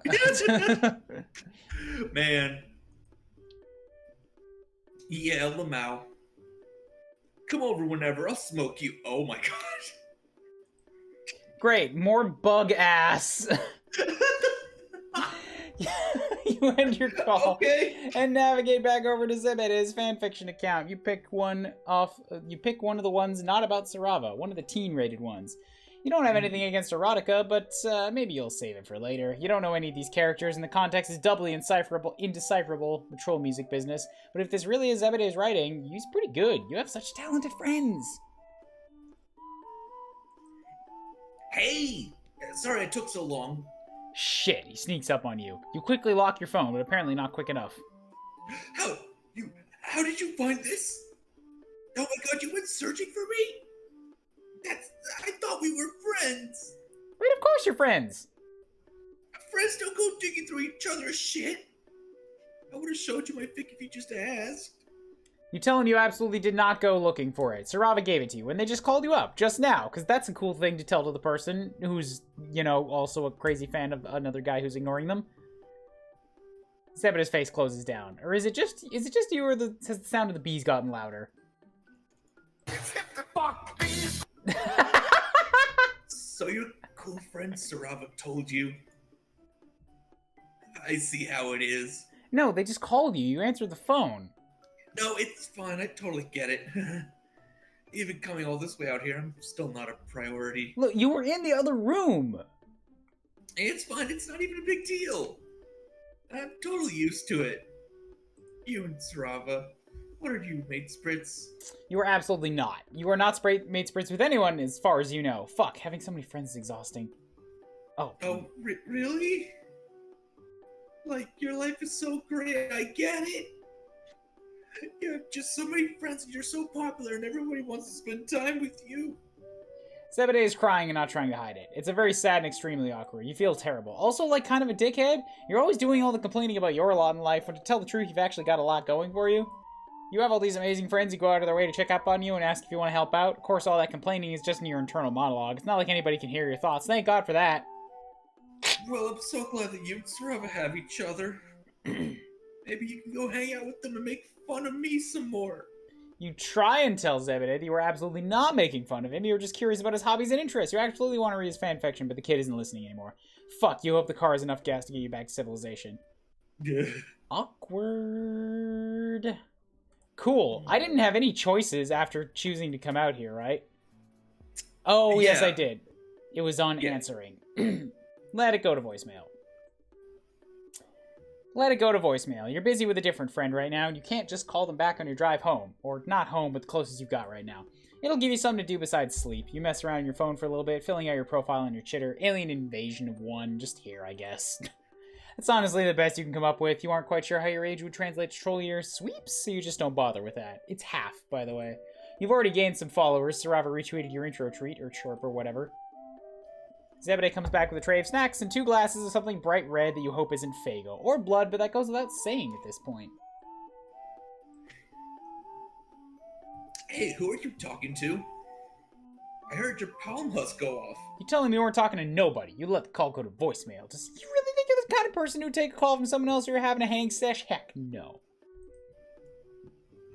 Oh, you didn't have to do that! I absolutely did, because I've time traveled and I know how you react. Zebedee says that, but he's obviously incredibly happy that you did. He sets the tray down and hops up on the couch. So, what do you want to do? I have a bunch of really cool stuff we could check out, but I didn't want to make you just do whatever I wanted. I know we barely know each other. You tell him whatever he wants to do is fine. You aren't picky. Zebedee seems a little at sea by your lack of an opinion, but eventually puts on the first episode of a pirate show. This is nice. It's nice to just chill for a little while. You barely get through the opening credits before Zebedee changes his mind and puts on a show about space pirates instead, but then he gives up on that too. He keeps looking to you for input, but the extent of your experience with troll pop culture is Remele's knockoffs at that one shitty romance flick Polypa took you to see. You were not informed enough to have an opinion. You were seriously down for whatever. Zebedee does the same thing with video games for a while, becoming increasingly more distressed. I also get this. You feel deep empathy at his plight, but also mild annoyance. You understand his unreasonable fear of beefing it in front of your friends. You feel like this pretty much all the time. You eventually suggest to Zebedee that you can just watch the last thing he watched on GrubTube. He goes a delicate gray color that you've come to realize is the troll version of a blanche, which I don't know that word. That's... yeah, we could do that for sure, but, you know, a guy's GrubTube queue is, you know, kind of personal. Not that I don't trust you. If you can't trust randos you met online and invited you to the house, who can you trust, right? Ha, you feel that way too. You've also felt the overwhelming urge to throw yourself into the arms of strangers since you crash landed down here. You tell Zebedee you aren't going to judge him. You don't judge your friends. An overwhelming look of trembling gratitude comes over him, and once again you feel an uncomfortable pulse of empathy. You are used to being the desperate one. You weren't sure how to feel about this turnabout. All the social power. Okay. 2 of you scroll through the history on his GrubTube account, and you find yourself choked up by the incredible trust he's showing you right now, letting someone behind the curtain. There doesn't really seem to be anything worth getting stressed over. No porn or anything. He does have a lot of videos of Sarava, specifically ones where they're actually on camera. Yeah, they're so cool. It's so rad that you guys are tight. I really want to meet them someday. He sighs. Then he sighs again, a little louder. You catch on to your part in this bit and tell him that you can probably figure out a way to make that happen. You hope you don't have to follow through on that. Sarava's a busy guy, and you aren't sure they actually let anyone into their hive. Well, besides you. But you don't tell him that either. You seem to be the exception to a number of rules. You keep that last part to yourself. The rest of the videos in his recent history are about a band called Hatch to Dance. Music videos, yeah. interviews, compilations. You ask him what all this is. You've never heard of H2D? Really? They're so cool. They're my fave. I mean, He gets shifty-eyed. whatever. They're all right, I guess. Their music is kind of catchy, and they have a pretty dope group dynamic. You mentioned all of them seem to be pretty good looking? Really? You think so? You point out a guy with tall horns that swoosh into hooks and a lot of white hair that falls into his eyes. That guy is particular handsome. Him? I mean, he's okay, I guess. If you're really basic. Oh, okay, well, I guess I'll just take my business and go home then if you're going to insult my taste in men. Is he about to tell us that our waifu is shit? Husbando. not that I think you're basic or anything. He shows you some of the music videos. They have really high production values and extremely elaborate sets. All the band members sing and dance and get very close to kissing each other. Mm-hmm. He'd been really nervous about showing you this. His deep dark secret is that he likes music videos? Is being into pretty pop stars some kind of cultural taboo?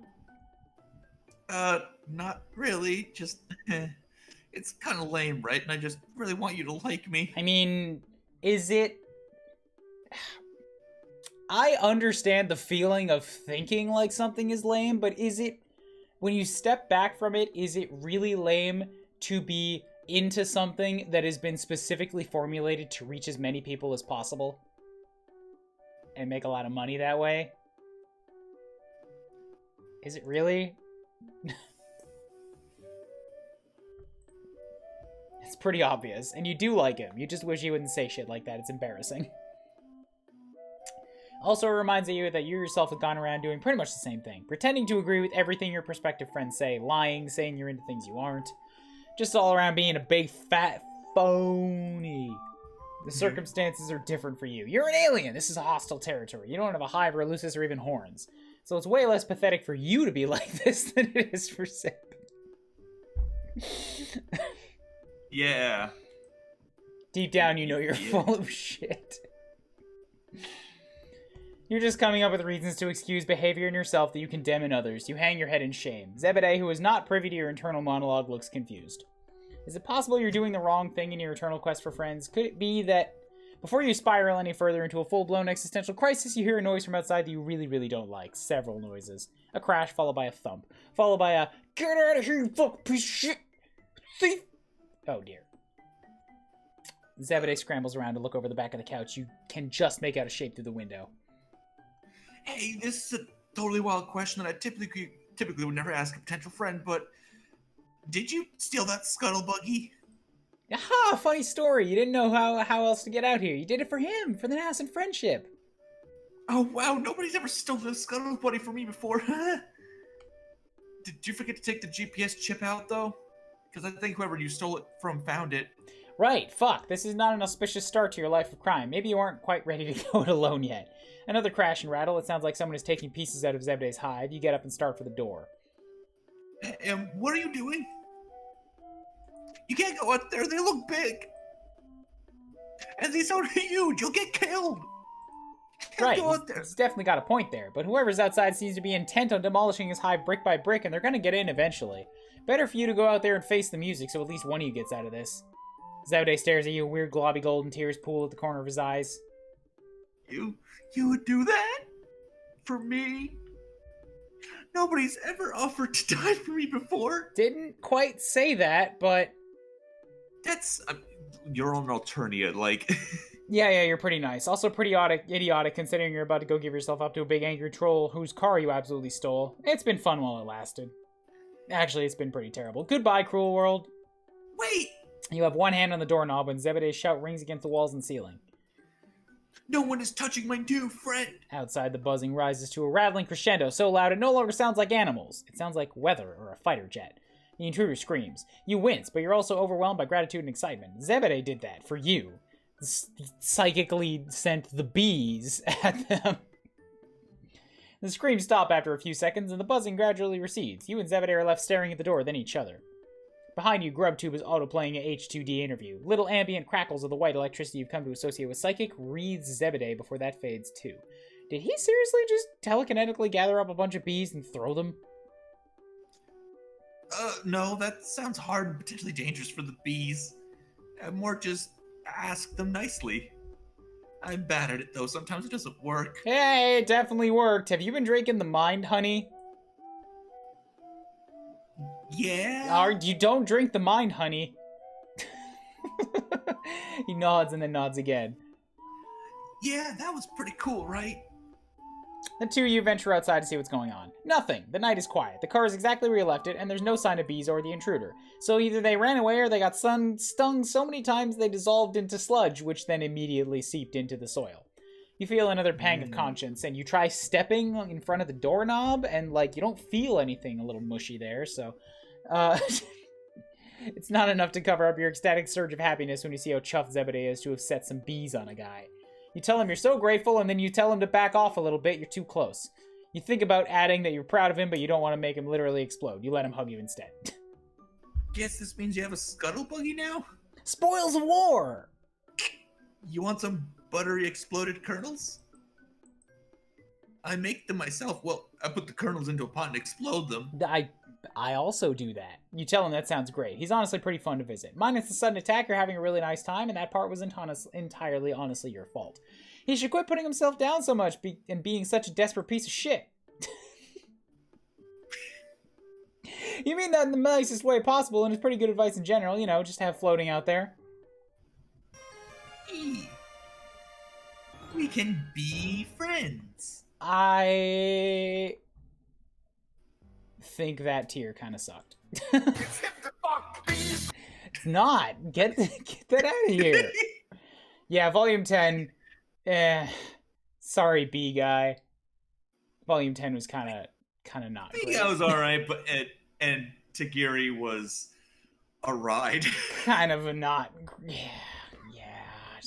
I get it, but like, oh man. Oh man, you committed a crime and then sicked bees on the pretty much. I kind of want to do one more because I don't like leaving it on a low note like that. Do you have time for one more?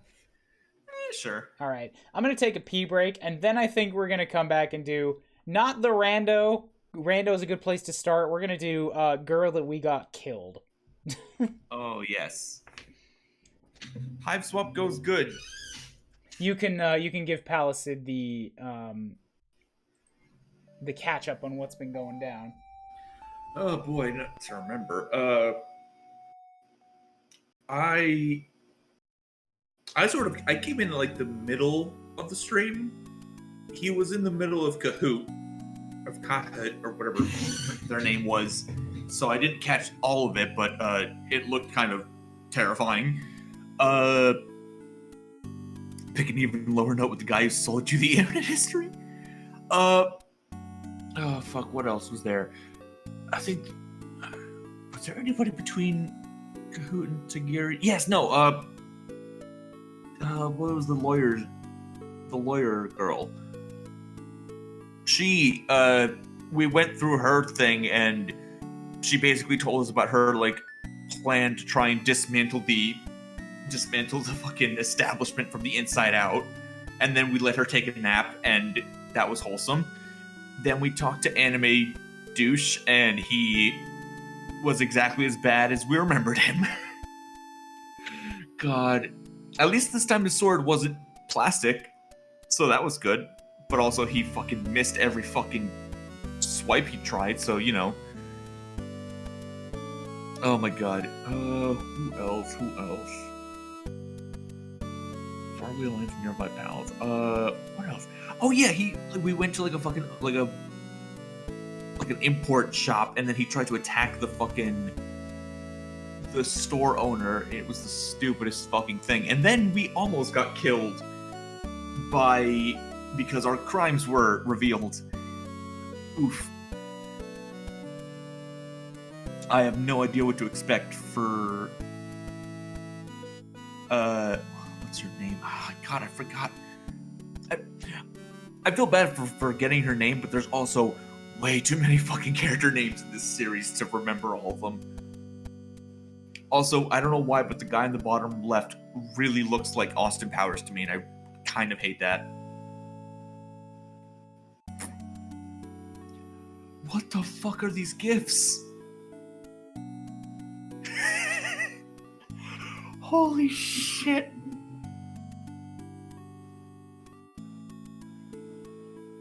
Oh my god. I'm trying to play Kuuribro Friendsim, but this Calvin guy keeps using the bathroom.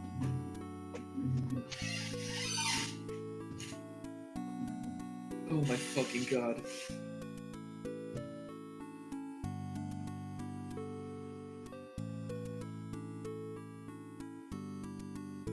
Go away. I can believe all of this. Also, this is a great GIF wall. I need to check his GIF channel.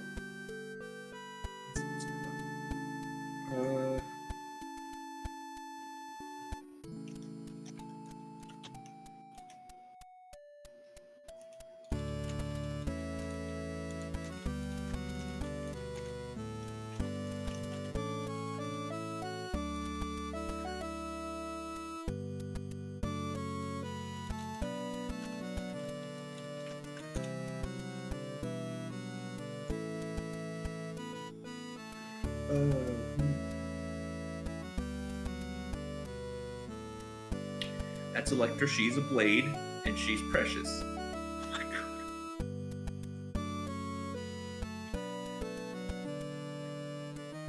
We all know the best blade is Boreas.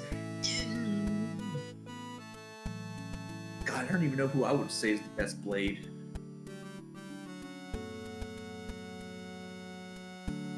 I might agree with Poppy, or Poppy Buster. God, who else was there? What the fuck's her name? Zeke's blade. What the hell was her name? Fuck. Pandoria. Or Pandorica. What? I forget which one it is, but yes, her.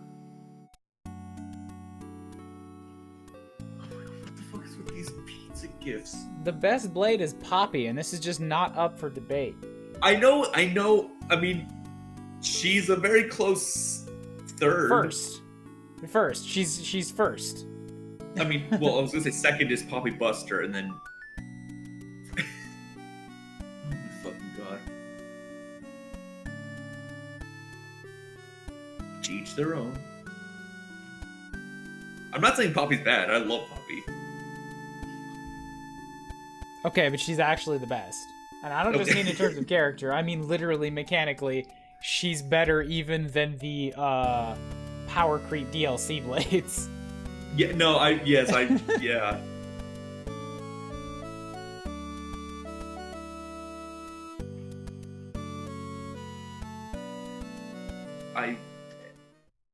I'm so like upset and confused with half the gifts here.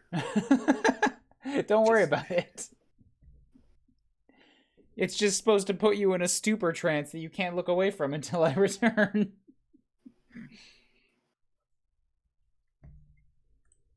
Volume 11 of Pals and Promises Made and Broken. That's it. We've passed the halfway point. Overall, there are 18 plus an epilogue, so that's... And each one of them has probably 2, but even if you just count the volumes all together, like, we've done 10, there's 8, there's 9 left. And then there's Pester Quest. Oh boy. When we get back to the original protagonists of the whole thing. There are humans in that one. Human. And trolls. Yeah, there's still a lot more trolls. But like 12 trolls and 8 humans, I think, if you include all the bases. Yeah. Another night, we got to retreat. Another long, long walk. Despite the blisters, you have started to feel truly optimistic. You have a lot going for you these days. True, you're still technically a castaway on a hostile planet with absolutely no hope of rescue, but if you're completely honest, Earth was pretty shitty too. Sure, 98% of everyone here is a psychopath who would rip off your face as soon as it looks at you, but it's the other 2% who are really gonna make it all worth it.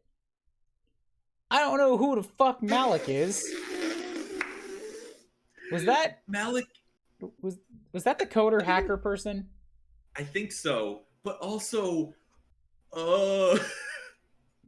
I mean, I like his hair, but that's just because that's also hair that I just like, and I know is a style that I can kind of pull off. And trust me, finding stuff my hair can do is hard. Yeah.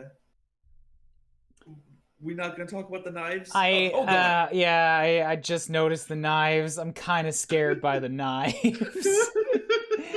Why does she have a knife counter? Oh my fucking god. You've had such good luck making friends lately that you feel almost popular. But at the same time, you feel a strange sense of loneliness that new friendship doesn't seem to penetrate.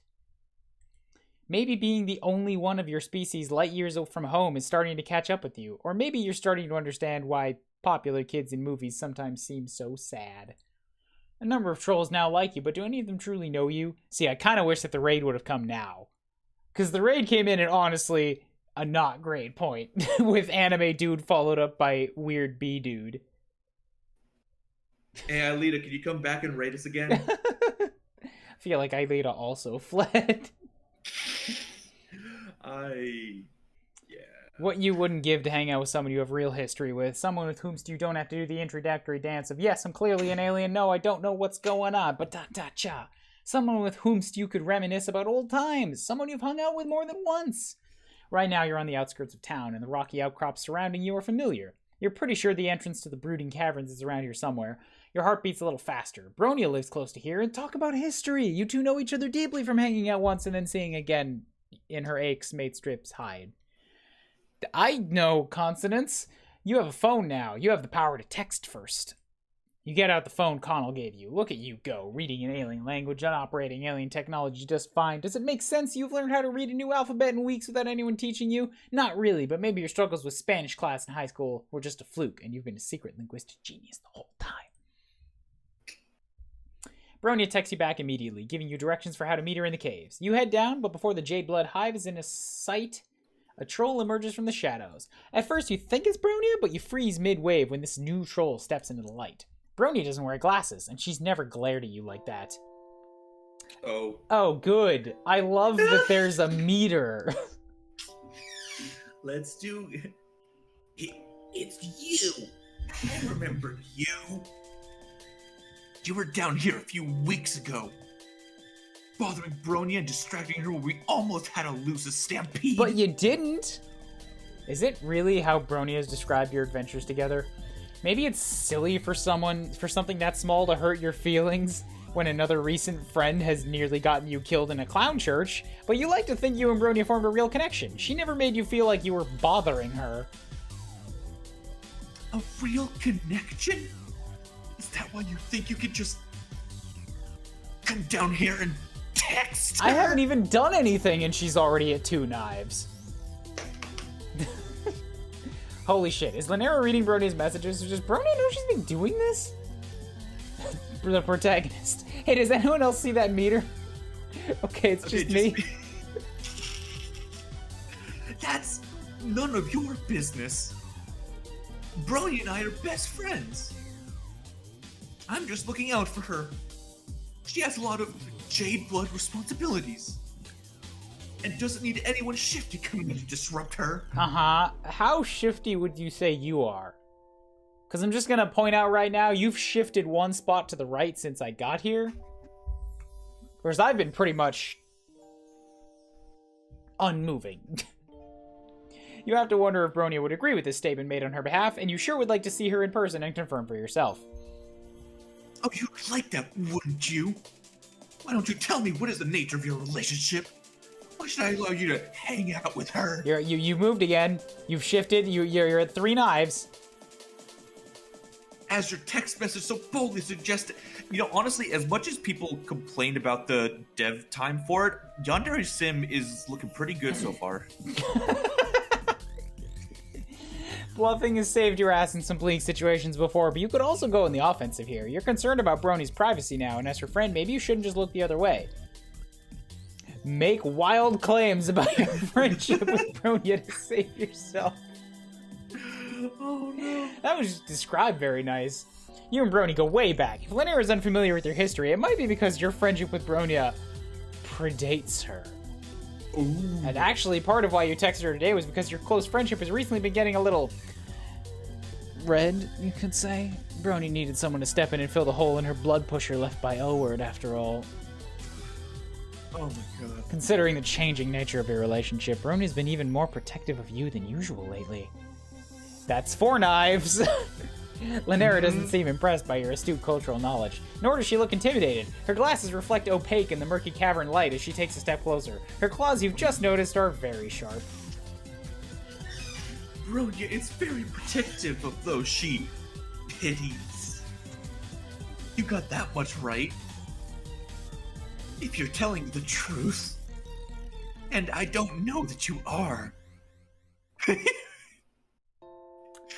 you level up. Maybe she would want to protect you. If she knew that you were here. Well, there's 5.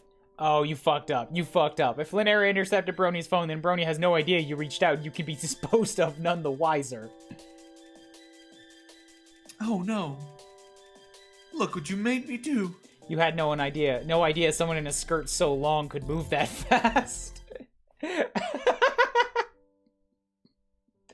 not even a game over on this. This is worse than the clown church somehow. Alright. What right do you have to creep up on Bronya's phone, though? Did you ever think about that? Did you ever think about that? You puff up with all the self-righteousness you can muster. The nature of your relationship with Brony is between you and Bronya, and you're not doing anything suspicious by wanting to see your friend. In fact, it seems a lot more suspicious that Lanera is trying to intercept anyone who messages Bronya. What possible reason could you have to justify that? Well, I never. As I said before, I am Bronya's best friend. I take our relationship, my responsibilities as a friend, very seriously. You press the issue, narrowing your eyes and crossing your arms over your chest. Her responsibilities as a friend, huh? Sounds kinda fishy. Fishy? The knives are not going down. Is this just a very... How do I win at this? How quickly do you want to die? Are you serious right now? Are you really coming down here making fish puns like some kind of sea dweller? That is so suspicious. Who knows what Bronya decided to show you when you tricked her into trusting you? Not that we have anything to hide, but who knows? If you're all associated with sea dwellers, then we have a pretty big problem on our hands, don't we? You've heard of them by now, but none of your friends have talked about them much. Mostly you've gathered that they dwell in the sea. Proud of you. You don't know why it would be extra bad for you to be one of them, but it's clear you need to backpedal. Before you can try to disown your choice of fish-related phrasing, Lanera advances on you. Obviously, I can't let you talk to Bronya now. You are way too suspicious. I think you and I should have a private conversation instead. At least your life is uneventful when you're unconscious. Oh, well. Hey, Smeargle.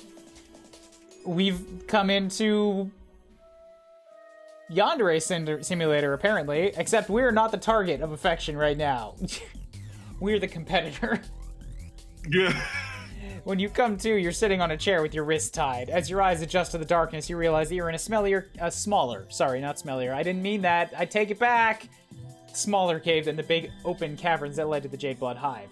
A light switches on, you can see the cave walls are lined with bookshelves, and there's a desk in the corner. There are books and notebooks and bulletin boards with what look like outlines and study guides pinned to them. And in front of you is Lanera, holding a knife. Look at all those doodles of Bronya on the board. Oh, I didn't notice that. That's weird. Yeah. Yeah. Oh, good. You're awake. This is my study cave. In the Jadeblood Hive, it's harder to concentrate because people break the rules and I get irritated, so I come here to do homework. That's all. Just homework. Uh-huh. When you take a second look at the bulletin boards, you see that a lot of what Lanera has pinned up there are pictures of Bronya. There are a few pictures of Lanera and Bronya together, but it's mostly just Bronya by herself, and even a couple of blurry photos of Bronya and L-Word. who's, like, suspiciously been, like, crossed off and scratched out on the face, but you can still clearly tell because of the horns and the color of the jacket, and, like, man, I wonder if she's a little bit on the jelly side. What are you looking at? Take the knife away. I didn't mean it. I take it back. I wasn't looking at anything. I didn't see anything. In fact, I can't even see. I'm blind. There's nothing to see here. She brandishes the knife in your face, and okay, yeah, sure, now she and the gigantic knife have your full attention, and you're not looking at her creepy Bronya shrine anymore. I brought you here because your messages to Bronya were highly suspicious. I don't know you, and I don't trust you.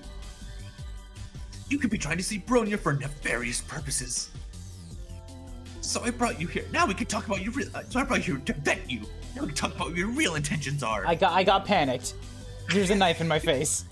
I don't blame you. You're definitely gonna die in this cave, held captive by an unhinged Shaneblood who's convinced of your guilt from the moment you dared to text your best friend. That kinda sucks.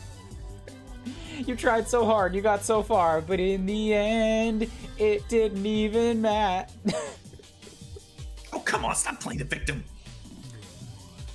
Anyone the victim here, it's me. Oh, hey, cool. Yeah, let's go with that. You're drawing back on the knife meter.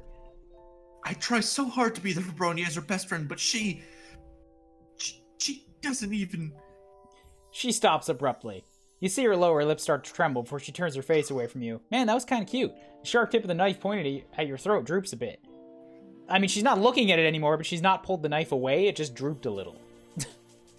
Its dejected swing takes it dangerously close to your navel, and you try to subtly lean backwards in your chair. Lanera interprets the noise of distress that escapes your mouth as a noise of sympathy. It's fine, though. Really, it's fine. Our friendship is great. I wouldn't change anything about it. She's only a little murderous now. Now she's getting defensive. It's fine as long as she doesn't have any other friends. Uh-huh. Because I'm her best friend. I should be the only one she needs. Okay. That's not how best friends work. But you see, in order to have a best, you need to have multiple so that you can rank them. And are you really her best friend if you're also her only friend? I take it back. I was just trying to get an idea. Just communicate a concept to you. Lanera's knife is now completely lowered, pointing at the floor. That gives you some hope. She seems to have forgotten about her Sea Dweller suspicions. Maybe if you can keep her talking about Bronya, the whole stabbing notion can be taken off the table and she might even let you go.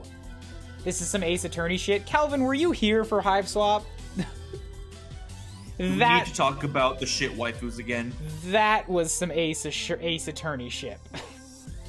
Ace Attorney. Ace Attorney shit, but also Yeah. I'm sure there was shipping involved somewhere. Probably. It's this franchise we're talking about. The knife disagrees. You rack your brain for all the knowledge of Alternian relationship dynamics. See? I didn't even have to click anywhere. It's talking about shipping. The knife is the defendant. That you've managed to compile during your time on this planet. Best friends. They have a special word for that, right? You tell Lanera that you're sure Bronya doesn't need anyone else. If she and Bronya are Moirals, then Lanera must be very special to her. What? I never said we were Moirals. That's not even the quadrant that I want her in. I mean... Let me pull up a chair here and sit on it backwards like a guidance counselor. Or Captain America. Never mind how you dare you make assumptions. Oh, the knife meter went up. Hello, knife point again. Oh, shit. All you meant to say was that you thought her relationship with Bronya was probably fine. You figured they must be in a quadrant together because you're a clueless alien. You're bad. I get why you would think that. Oh, it's probably so obvious that my feelings for her are very red. Lanera hangs her head, and her shoulders shake. Tears roll down her cheeks, dripping onto her crisp shirt collar and the knot of her jade green tie. The knife also drops, and for that you are happy. I know I don't have a chance. She doesn't think of me that way. I'm her loyal friend and second in command. That's all I will ever be to her, no matter what. I try to do a really good job at being her best friend. Because what else can I do? If I'm her best friend, then at least I'm still in her life. At least it still means something to her.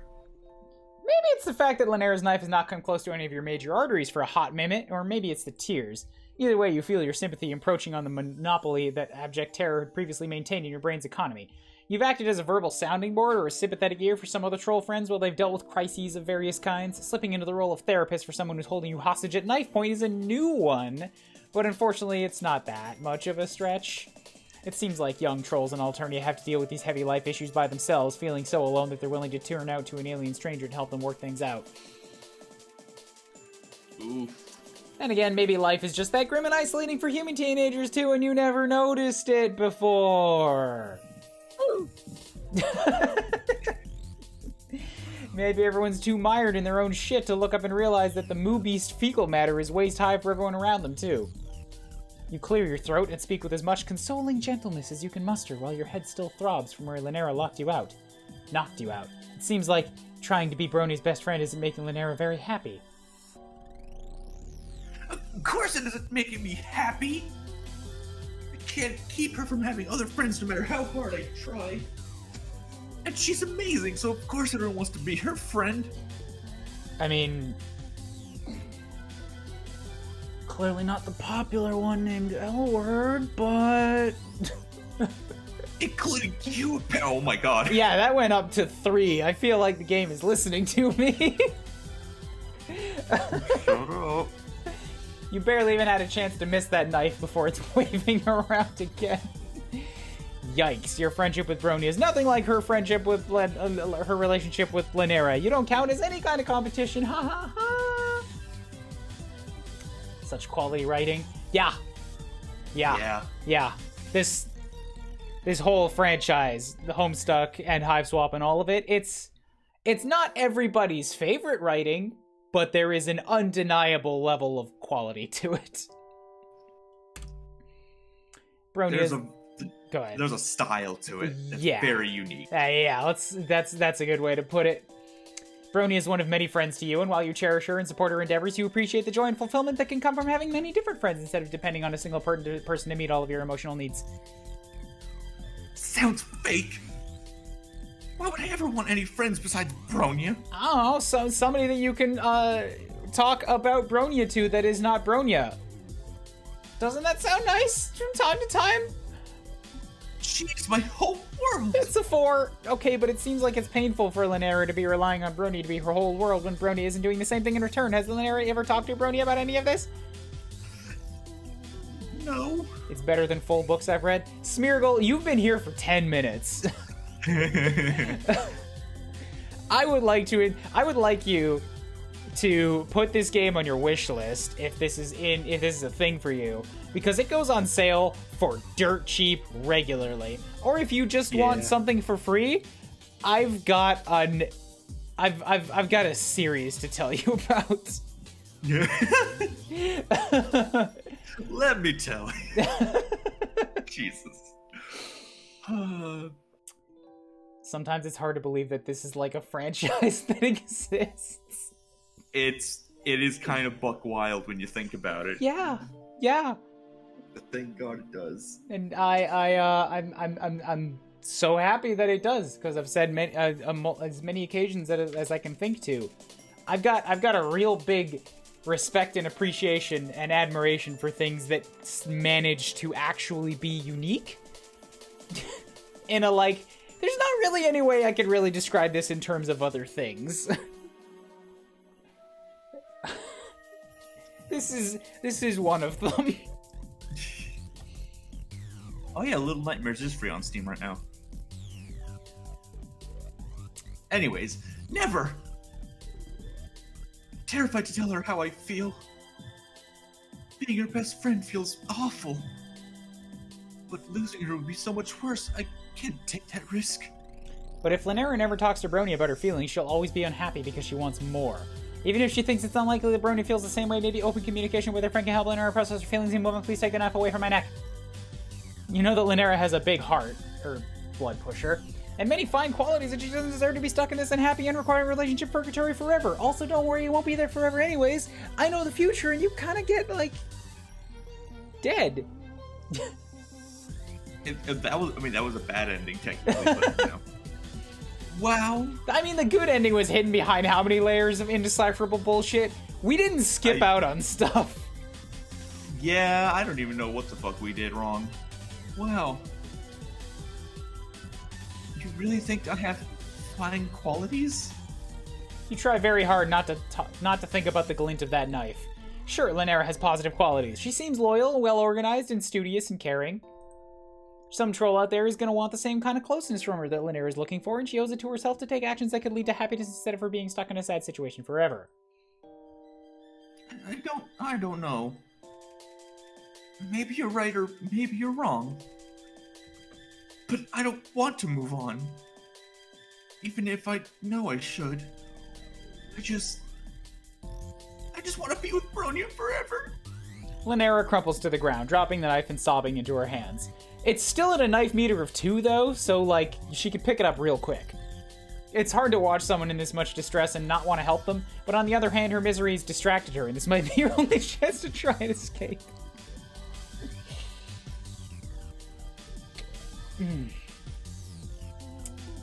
Oh my god. Flee! You look around to see if there's anything within reach that you could use to free your bound hands. On the desk a few feet away, you spot a spiral-bound notebook with a nasty-looking edge on its binding.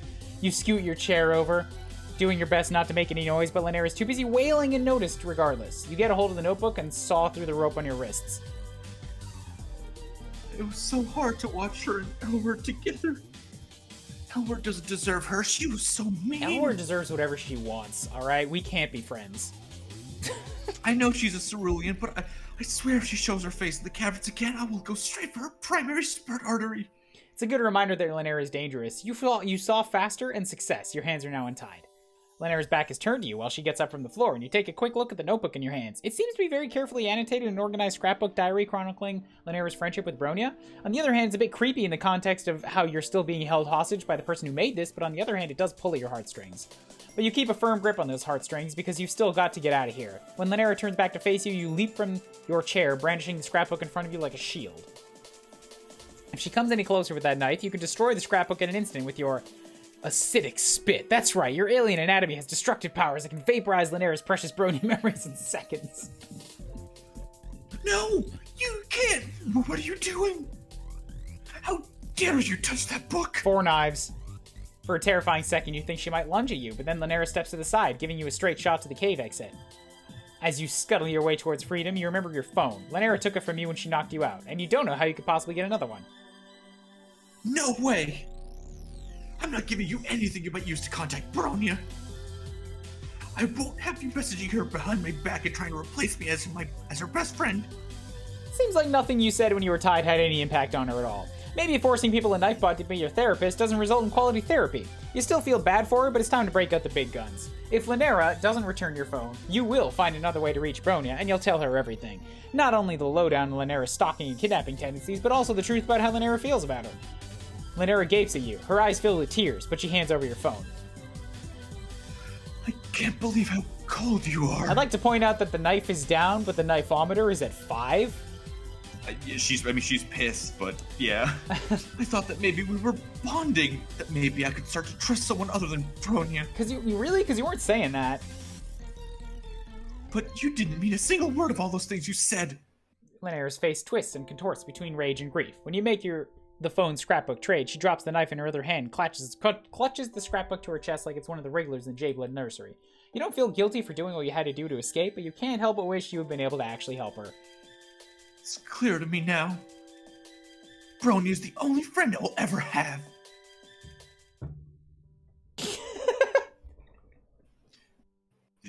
I had a feeling this is how it was going to end, but like... I mean, that's not the good ending. Is it not? No. Oh, because there wasn't music. Yeah, pretty much. I mean, you're not dead, but... Yeah, I get where you're coming from. A lot of them do end with death as a bad ending. Yeah, the goal of the game is to friend, and we failed at that. Fair enough. So, let's attempt comfort. You remember what you did for Polypa when she was upset. Sitting in a chair with both hands tied behind you doesn't make for an ideal shoosh-papping conditions, but maybe you can approximate the gesture? Maybe you can shove your face at her and try to shoot... Yeah, I mean... The shoosh-pap, according to this game, has some strange, mysterious power to it. And that, like, it's not just a thing that they're doing for funnies. It's like if you make contact, it's like it's like a hypnotizing trance. I mean, again, this is like a society where like their version of a handshake is stabbing each other. Like they are murderous. They don't know they're not used to affection. Lanera is huddled crying on the floor, and you think you could maybe get close enough to lean your knee against her back or something? Hopefully that'd be interpreted in the same way as a classic palm-to-cheek move. You inch your chair closer, but you lose your balance and wobble and topple forward. Lanera's discarded knife is right there, sharp edge ready to plunge right into your incoming soft body, but then she moves and grabs your chair and saves your life? Oh shit, that was a close one. You really could have died. She stares at the knife with huge round eyes, clearly shaken up by your near-death experience right now. Was that not why you brought me down here? Considering how often you nearly die these days, you feel more blasé about it, but you're glad it's having an impact on her if it makes you rethink the whole kidnap and stab thing. I'm so sorry. I don't want you to actually die. I saw what you were doing with that chair when you fell. You were trying for the traditional seated frond tinge sush pap because I was upset. Traditional. We're so used to like this exact thing. That's the closest that trolls have to like. Oh my god! This one. It was very kind of you to try and console me. I never really thought you were a sea dweller, you know. Maybe what I'm doing is wrong. No knives. No knives. It's an empty meter. Lanera sets her jaw with conviction and with one slash cuts you free of your bonds. You get to your feet, stumbling a bit because your leg fell asleep. Can't believe you're getting out of this situation without any blood loss. I don't know why I got so... This is what I was saying, man. We can't predict this. It's such a small thing, but goddamn. It just constantly finds ways to undercut its own seriousness. Yeah. You feel positively elated about this turn of events, but Lanera still looks sad. You're free to go. You must think the worst of me after all this. You're not gonna lie, this wasn't the best start to a friendship you've ever had, but horrifyingly enough, it also was not the worst. Fair. You feel for Lanera, and you want to show her how a real friend-making aficionado gets out there and meets people. You think making new friends could help her feel less clingy about Bronya. Oh? You would really do that for me? I'm not sure about new friends. But you do seem to know what you're talking about. You don't know where to go with Lanera to teach her on how to make new friends. She's probably a bit too uptight to enjoy the music clubs, and you don't think that trolls studying in the book hive would take kindly to a lot of loud, friendly conversation. So you decide to go to the cafe that Elward introduced you to. Thankfully, they're not having an excessive bodily force poetry night, since you're not sure that would be Lanera's scene. There are a number of ceruleans here, but you also spot a few indigos and teals and a cluster of defiant-looking olive bloods with some yellows all sitting together. The crowd is overall less pierced and undercutted than it was the last time you were here with Elward, and the vibe is laid back, with all the trolls just sitting around and quietly chatting. You order the drinks, already taking for granted your newly acquired skill in reading troll language. Lanera is fidgeting when you sit down with her, and the knife meter has returned. But it's at 0. But that also implies that she still brought the knife with her. Yeah, I mean, she still got it. This may come as a shock to you, but I don't get out of the caverns very much. I don't have time. There's so much to learn about Jadeblood life and troll reproduction. So much to learn. And Brony needs my help to maintain order. I have so many books to read. I have to understand what everybody thinks about it in terms of fiction, because, like, I have to... I've got to understand it when people are making descriptions, so I know how to best correct them. It's not very often that I have to, interact with trolls of other blood colors. You're not sure what's making her uncomfortable. The trolls around here that are lower than her, or those that are higher? You've worked out by now that Jades are right in the middle, so maybe Lanera identifies with neither the haves nor the have-nots. From what you remember, neutrality is a big concept with Jades. You assure Lanera that it's natural. Not unnatural, I take it back. Put the knife down. It's natural to be a little nervous. Most people feel like they're stepping out of their comfort zone when they make a new friend. If there's one thing you've learned as Alternia's resident friend-making expert, it's that terror and embarrassment are par for the course, but it's worth it in the end. I am not nervous nor embarrassed. It's just, I don't know. Everyone seems disorganized and suspicious and untrustworthy and unknown. You have to bite your lip to keep from laughing. It's not even funny, it's just that Lanera is hissing all of her words and leaning in towards you and glaring at the rest of the room, and the overall effect is weirdly endearing.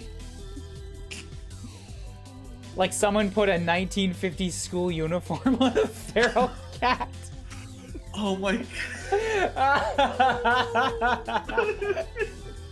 That's adorable. That's adorable. I mean, also, I've been rewatching Agretzko, and that is exactly Fenico. Yeah. Yeah. Oh my god. Before you can try again to reassure her, a new troll ambles up to your table. She looks friendly. That's a friendly amble. She's wearing glasses and carrying a book bag and has a teal symbol on her chest, so she might be a nerd like Lanera. That could be a good new friend to match. That made me laugh hard. Smeargle, there's a lot in this game that makes me laugh really hard.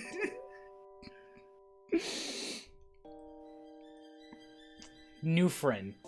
Hi guys. Oh, I think I've seen you around before. You guys also study at the Book Hive? You open your mouth to invite this new friend to sit down, but before you can respond, she interjects.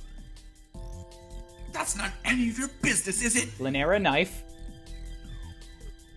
Why do you even want to know? Obviously, anyone who goes to the Book Hive to study goes there for peace and quiet. So why would you think you get bothered just because you recognize us from there? Knife.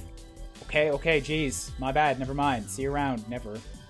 And just like that, a golden opportunity for friendship has gone up in a puff of smoke. What was Lanera thinking being so rude? Doesn't she want to learn how to make new friends?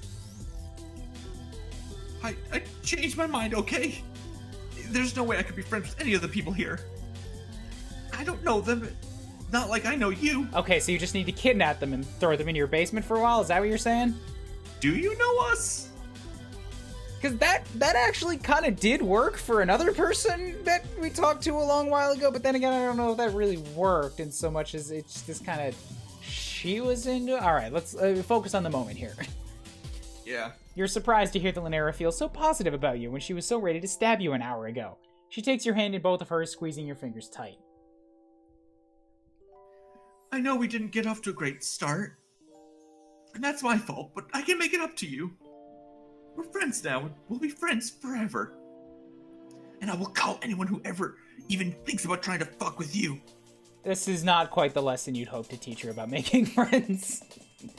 Maybe with her fierce loyalty and possessive streak spread out between you and Bronia, Lanera can be a little more low-key about being a friend to you both. The determined look in her eyes and the ominous glint of her glasses don't scream low-key, but change doesn't always happen overnight, and you believe in second chances. You believe that Lanera will be capable of healthy friendship someday.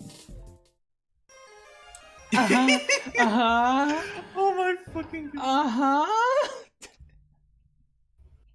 And the knife. That's Tara. Yeah, wow. Is that her own blood color? What? Don't think about it. I love her. I love her face. It's so good. She is psychopath. A little bit. Absolutely psychotic. But she's our psychotic. Oh, my face hurts. Oh, my face hurts. This has been so much fun.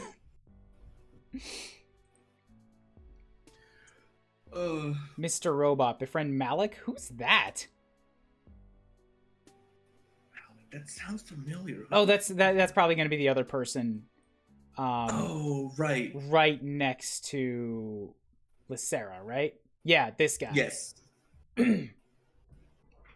Look, man, not all of them made as much of an impact on me as Elward and everybody in the trial.